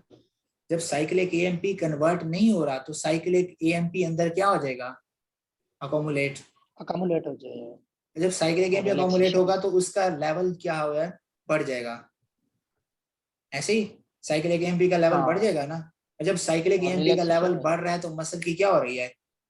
रिलैक्सेशन। सो इट मींस अगर हमने कोई ऐसी ड्रग दी जो इस फॉस्फोडाइईस्टरेज एंजाइम को इनहिबिट कर रही है तो उसका ये एक्शन खत्म हो रहा है, तो साइक्लिक एएमपी की जो एएमपी के अंदर कन्वर्जन है ये भी खत्म हो रही है। तो जिसके नतीजे में साइक्लिक एएमपी का लेवल क्या हो रहा है? इंक्रीज हो रहा है। और जब ये साइक्लिक एएमपी का लेवल इंक्रीज हो रहा है तो इससे रिलैक्सेशन हो रही है। ये मैकेनिज्म समझ आ गया इन फॉस्फोडाइईस्टरेज इनहिबिटर्स का? हाँ। तो अब हम आते हैं इस डायग्राम पर। ये वाली डायग्राम, ये डायग्राम बड़ी इंपॉर्टेंट है, सारा इसी के गिर्द घूम रहा है। ये देखें, ये साइक्लिक एएमपी कम हो रहा था तो कॉन्ट्रैक्शन हो रही थी, साइक्लिक एएमपी बढ़ रहा था तो रिलैक्सेशन हो रही थी। अब जब यहाँ पर अगर मैं साथ ही इधर ही ड्रा कर दूं, तो यहाँ पर हमारे पास फॉस्फोडाई स्ट्रेज इनहिबिटर, ठीक हो गया, ये हमारे पास एक एंजाइम था। अब हमने अगर कोई ऐसी ड्रग दी जो फॉस्फोडाइस्टरेज को इनहिबिट कर रही थी, तो साइक्लिक एएमपी का लेवल अंदर क्या हो रहा था, बढ़ रहा था, तो उससे मसल की क्या हो रही थी, रिलैक्सेशन। ये पहला मैकेनिज्म है इसका, ठीक हो गया। ये दो मैकेनिज्म्स के थ्रू एक्ट करती हैं, फर्स्ट मिथाइलजेंथीन वगैरह जो है। दूसरा मैकेनिज्म ये है कि ये देखें, ये क्या है, एडिनोसिन। मैंने आपको बताया था कि एक मीडिएटर होता है एडिनोसिन भी, सही है, उसके भी रिसेप्टर्स प्रेजेंट होते हैं और वो जीआई के साथ स्टिमुलेट इनहिबिट एसोसिएटेड होते हैं, जिसकी वजह से साइक्लिक एएमपी का लेवल क्या हो रहा है अंदर, कम। ऐसे बताया था ना मैंने शुरू में। हाँ हाँ। अब ये जो मिथाइलजेंथीन है, ये फॉस्फोडाइस्टरेज को भी इनहिबिट करती हैं, लेकिन साथ साथ ये जो एडिनोसिन के रिसेप्टर्स हैं इनको भी ब्लॉक कर देती हैं। यहाँ पे ये देखें, सही, तो दो तरह से कि एडिनोसिन की वजह डुअल से जो एक्शन। साइक्लिक एडिनोसिन की वजह से साइक्लिक एएमपी कम हो रही थी, अब वो भी नहीं होगी। और जो फॉस्फोडाइस्टरेज की वजह से साइक्लिक एएमपी सेल के अंदर कम हो रही थी, एडिनोसिन और फॉस्फोडाइस्टरेज दोनों कम कर रहे हैं। अब इन्हें दोनों को इनहिबिट कर दिया, दोनों का एक्शन खत्म हुआ, साइक्लिक एएमपी अंदर क्या करेगी, अकोमुलेट हो जाएगी। जब अकोमुलेट होगी तो मसल की रिलैक्सेशन हो जाएगी। यही तो चाहिए हमें इसके अंदर, सही होगा। यही तो चाहिए हमें एस्थमा के अंदर। तो अब मैं इसको रेस कर रहा हूँ। तो अब हम आ जाते हैं अपने इधर, देखें, the methylxanthines inhibit phosphodiesterase, the enzyme that degrade cyclic AMP to AMP and thus increase cyclic AMP. ठीक हो गया, सही हो गया। ये उनका मैकेनिज्म हो गया। दूसरा मैकेनिज्म इनका यहाँ पर इस बुक में नहीं दिया हुआ, लेकिन मेरे ख्याल से वो यहाँ पर है। मैंने कहीं और पढ़ा था तो इसलिए मैंने आपको बता दिया। यहाँ पर ने मिनी में नहीं दिया हुआ, आप हो सके तो इसको ना लिख लेना। ठीक हो गया। सही हो गया। अब यहाँ पर देखें कि जो ये वाली बात भी बड़ी इंपॉर्टेंट है, this anti PDE effect however requires high concentration of the drug. ये तो इंपॉर्टेंट। सेवरल आइसोफॉर्म्स होती हैं, यानी कई शक्लें होती हैं फॉस्फोडाइस्टरेज की, have been identified। जो PDE3 है, it appears to be the primary form responsible for methylxanthine induced bronchodilation, while PDE4 may be responsible for the inflammation of inflammatory cells। ठीक हो गया, देख लिया आपने कि PDE3 जो होता है, हाँ उसको वो जब उसको हमने, एक मेरा इंटरनेट कनेक्शन थोड़ा अनस्टेबल आ रहा है, बस हो गया। PDE3 को जब हम इनहिबिट कर रहे थे तो उससे ब्रोंको डायलेशन हो रही थी, और PDE4 को कर रहे हैं तो उससे एंटी इन्फ्लेमेशन हो रही है, एंटी इन्फ्लेमेटरी इफेक्ट। तो दोनों इफेक्ट आएंगे। ठीक है, अगर हम जनरली फॉस्फोडाइस्टरेज को इनहिबिट करें तो ब्रोंको डायलेशन भी होगी और एंटी इन्फ्लेमेटरी उसका इफेक्ट भी आ रहा है। ठीक हो गया। अब आगे अगला मैकेनिज्म भी उधर लिखा हुआ है इसने, methylxanthines also block adenosine receptors in the central nervous system and elsewhere, but a relation between this action and the bronchodilating effect has not been clearly established। Block करते हैं उसको, तो मॉडर्न रिसर्च यही है कि वही मैकेनिज्म है कि साइक्लिक एएमपी एडिनोसिन कम कर रहा होता है तो ये उसको प्रिवेंट कराते हैं। यहां तक कोई मसला, इसका मैकेनिज्म क्लियर है? मैकेनिज्म क्लियर है, दो मैकेनिज्म है। अब उसमें फिर फॉस्फोडाइस्टरेज की आइसोफॉर्म्स वाला कांसेप्ट क्लियर है। फॉस्फोडाइस्टरेज भी दो तरह के ना, PDE3 एंड PDE4। तो PDE3 इन्वॉल्व है ब्रोंकोडाइलेशन में, PDE4 वाला जो है ब्रोंकोडाइलेशन, ब्रोंको उसमें एंटी इन्फ्लेमेशन में, PDE4 वाला, ये वाला, ये देखे मैंने हाईलाइट किया हुआ है, ये इन्फ्लेमेशन में, और ये वाला ब्रोंकोडाइलेशन में, PDE3। अब देखें, जब हम चाय पीते हैं तो हमें नींद क्यों नहीं आती? क्योंकि स्टिमुलेंट इफेक्ट होता है चाय के अंदर। अभी मैंने बताया था थियोफाइलिन होती है, ठीक है। अब सिर्फ इनका इफेक्ट यहाँ नहीं होता, ब्रोंकियोल्स पर ही नहीं होता, और भी इफेक्ट होते हैं इसके, जैसे चाय पीने से और भी इफेक्ट आते हैं, क्योंकि उसके अंदर थियोफाइलिन होती है, वो स्टिमुलेट करती है सीएनएस को। जब सीएनएस स्टिमुलेट होगा, ये उसका अलग साइड इफेक्ट है। मतलब ये हमें यहाँ रिक्वायर्ड नहीं है ना, साइड इफेक्ट से मुराद यही होता है कि जो हमें असल रिक्वायर है वो नहीं है, साइड पे इफेक्ट आ रहा है कोई, तो ये अभी हमें रिक्वायर सही। नहीं था।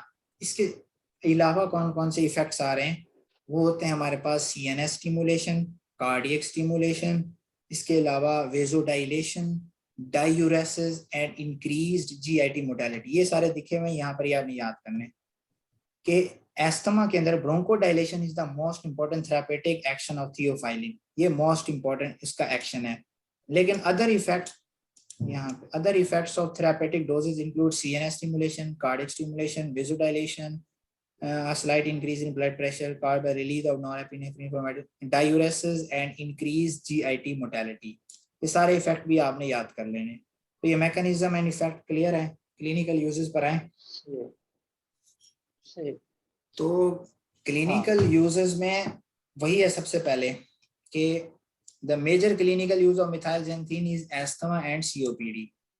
ठीक हो गया, एस्थमा एंड सीओपीडी। अब जो थियोफाइलिन है ना, ये दो फॉर्म्स के अंदर अवेलेबल होती है। कुछ इसकी फॉर्मुलेशन ऐसी होती हैं जिससे सडन प्रॉम्प्ट रिलीज होते हैं। ये कंसेप्ट है प्रॉम्प्ट रिलीज और स्लो रिलीज का। सही। प्रॉम्प्ट रिलीज ऐसी मेडिकेशंस होती हैं जिनको जब हम देते हैं तो फौरन ही उनसे एक्टिव इंग्रेडिएंट रिलीज होता है और एक्शन परफॉर्म होता है। और जो स्लो रिलीज होती है उनसे एक्टिव इंग्रेडिएंट बड़ा स्लोली रिलीज होता है। जो स्लो रिलीज होंगी वो एक्यूट अटैक के लिए यूज होंगी या प्रोफाइलैक्सिस के लिए, लॉजिकली सोचो। स्लो जो वो प्रोफाइलेक्सिस के लिए होगी। प्रोफाइलैक्सिस के लिए तो जो स्लो रिलीज थियोफाइलिन्स होती हैं, ये देखें, they are use for control of, यानी prophylaxis of nocturnal asthma.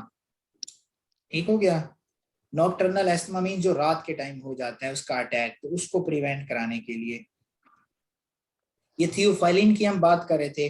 Then ये एक और थियोफाइलिन से मिलता जुलती है, aminophylline is a salt of theophylline, ये भी उसी का ही साल्ट है, that is sometimes described. Theophylline या एमाइनोफाइलिन एक ही बात है। यहाँ पर एक और चीज है कि रोफ्लूमिलास्ट an oral non-purine more selective PDE4 inhibitor has been approved for use in COPD। PDE4 क्या करा रहा था? जो PDE4 था, जो PDE4 इनहिबिटर्स होते हैं वो एंटी इन्फ्लेमेटरी होते हैं। तो रोफ्लूमिलास जो है ये इसका मोर एक्शन ज्यादा एक्शन कौन सा होगा? एंटी इन्फ्लेमेटरी वाला एज कंपेयर टू ब्रोंकोडाइलेटर वाला। और जो PDE3 इनहिबिटर्स हैं उनका एक्शन ज्यादा कौन सा होगा? उनका होगा ब्रोंकोडाइलेशन वाला। तो ये रोफ्लूमिलास जो है ये सीओपीडी में यूज होता है एज एंटी इन्फ्लेमेटरी। ये उसके क्लिनिकल यूजेस हो गए। अब हम आते हैं उनके साइड इफेक्ट्स पर। वही चीजें, उनके साइड इफेक्ट को देख लो। सीएनएस स्टिमुलेशन करा रहा था ना, हाँ, तो उससे इंसोम्निया हो जाएगा, नींद नहीं आएगी। जैसे कि चाय पीने से होता है, सीएनएस स्टिमुलेट हो जाता है, नींद नहीं आती, तो इंसोम्निया हो जाएगा। हाँ। दूसरा, सीएनएस ज्यादा स्टिमुलेट हो जाए, सीजर शुरू हो जाएंगे। ऐसे ही कार्डियक स्टिमुलेशन हो रही थी, ज्यादा स्टिमुलेशन होगा, कार्डियक एरिथमियाज हो जाएंगे। ऐसे सही। इसके अलावा हमारे पास जो थे वो जीआईटी की मोर्टेलिटी बढ़ रही थी।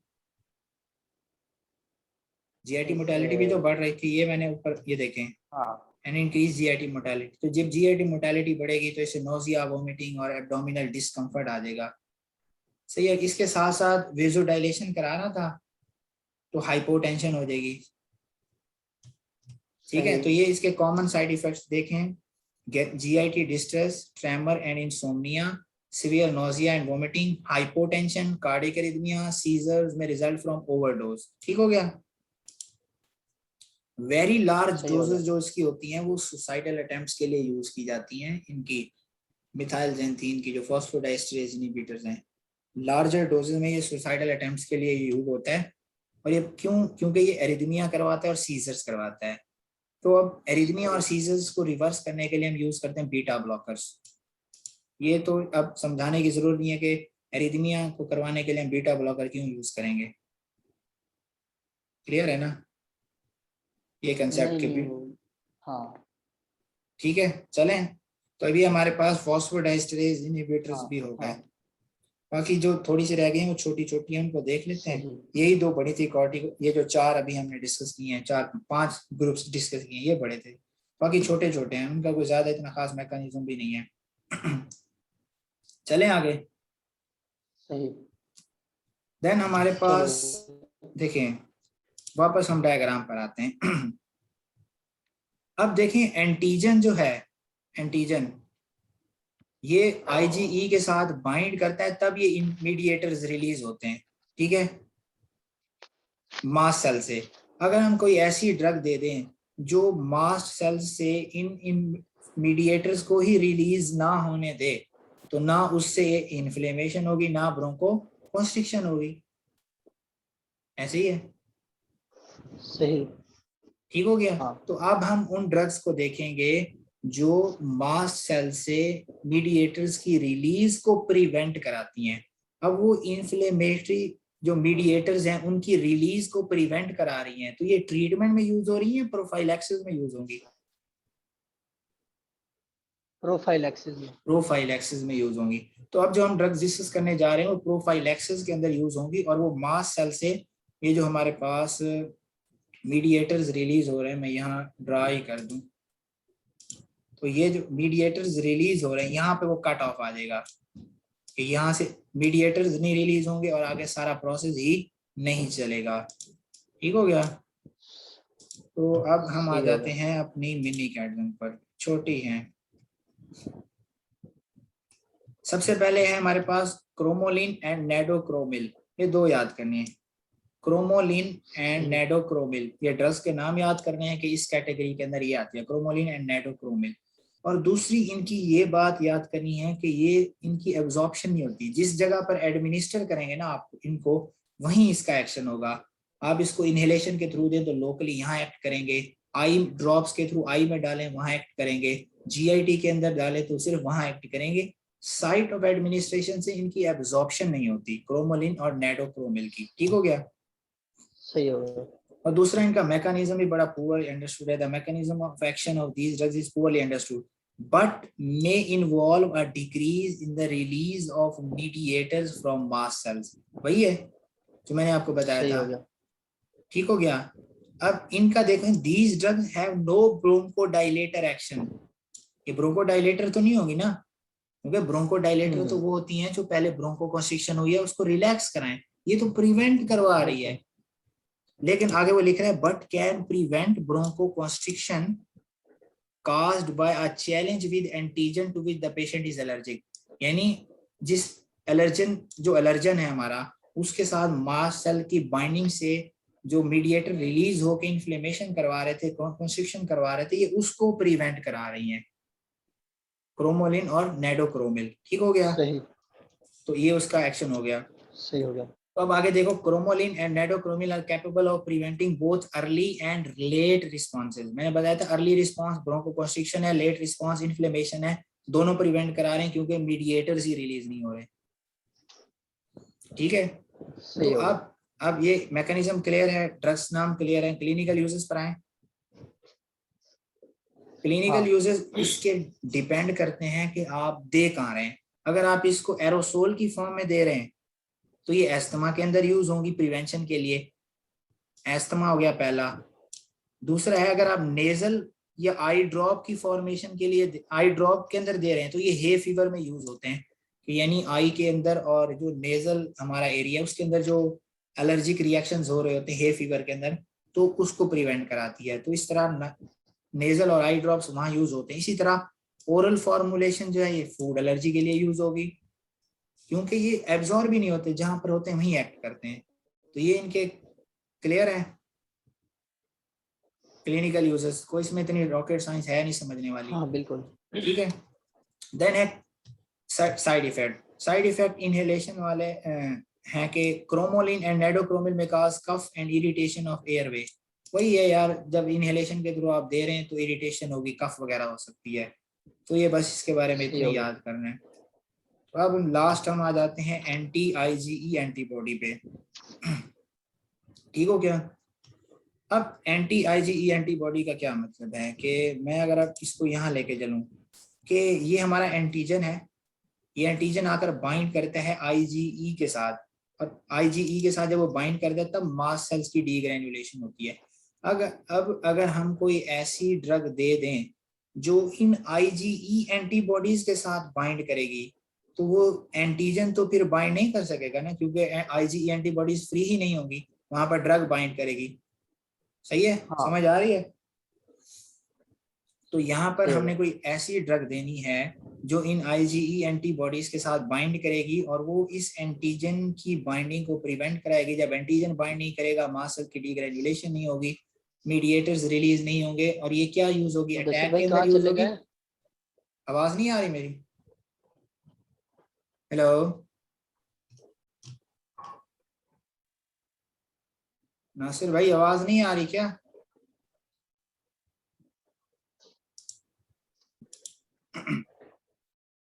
तो मैं बता रहा था कि अगर कोई हम ऐसी ड्रग दें जो हम इन आईजीई एंटीबॉडीज के साथ बाइंड करें, तो एंटीजन की इसके साथ बाइंडिंग प्रिवेंट हो जाएगी, और जब एंटीजन हाँ यहाँ बाइंड नहीं कर सकेगा, मास्ट सेल्स की डीग्रेन्युलेशन नहीं होगी, मीडिएटर्स रिलीज नहीं होंगे, और ना ब्रोंकोकंस्ट्रिक्शन होगी ना इन्फ्लेमेशन, तो ये ट्रीटमेंट में अटैक में यूज होगी या प्रोफाइलैक्सिस में? सनी रुक जा यार। नहीं ये फर्क मतलब देगी ना।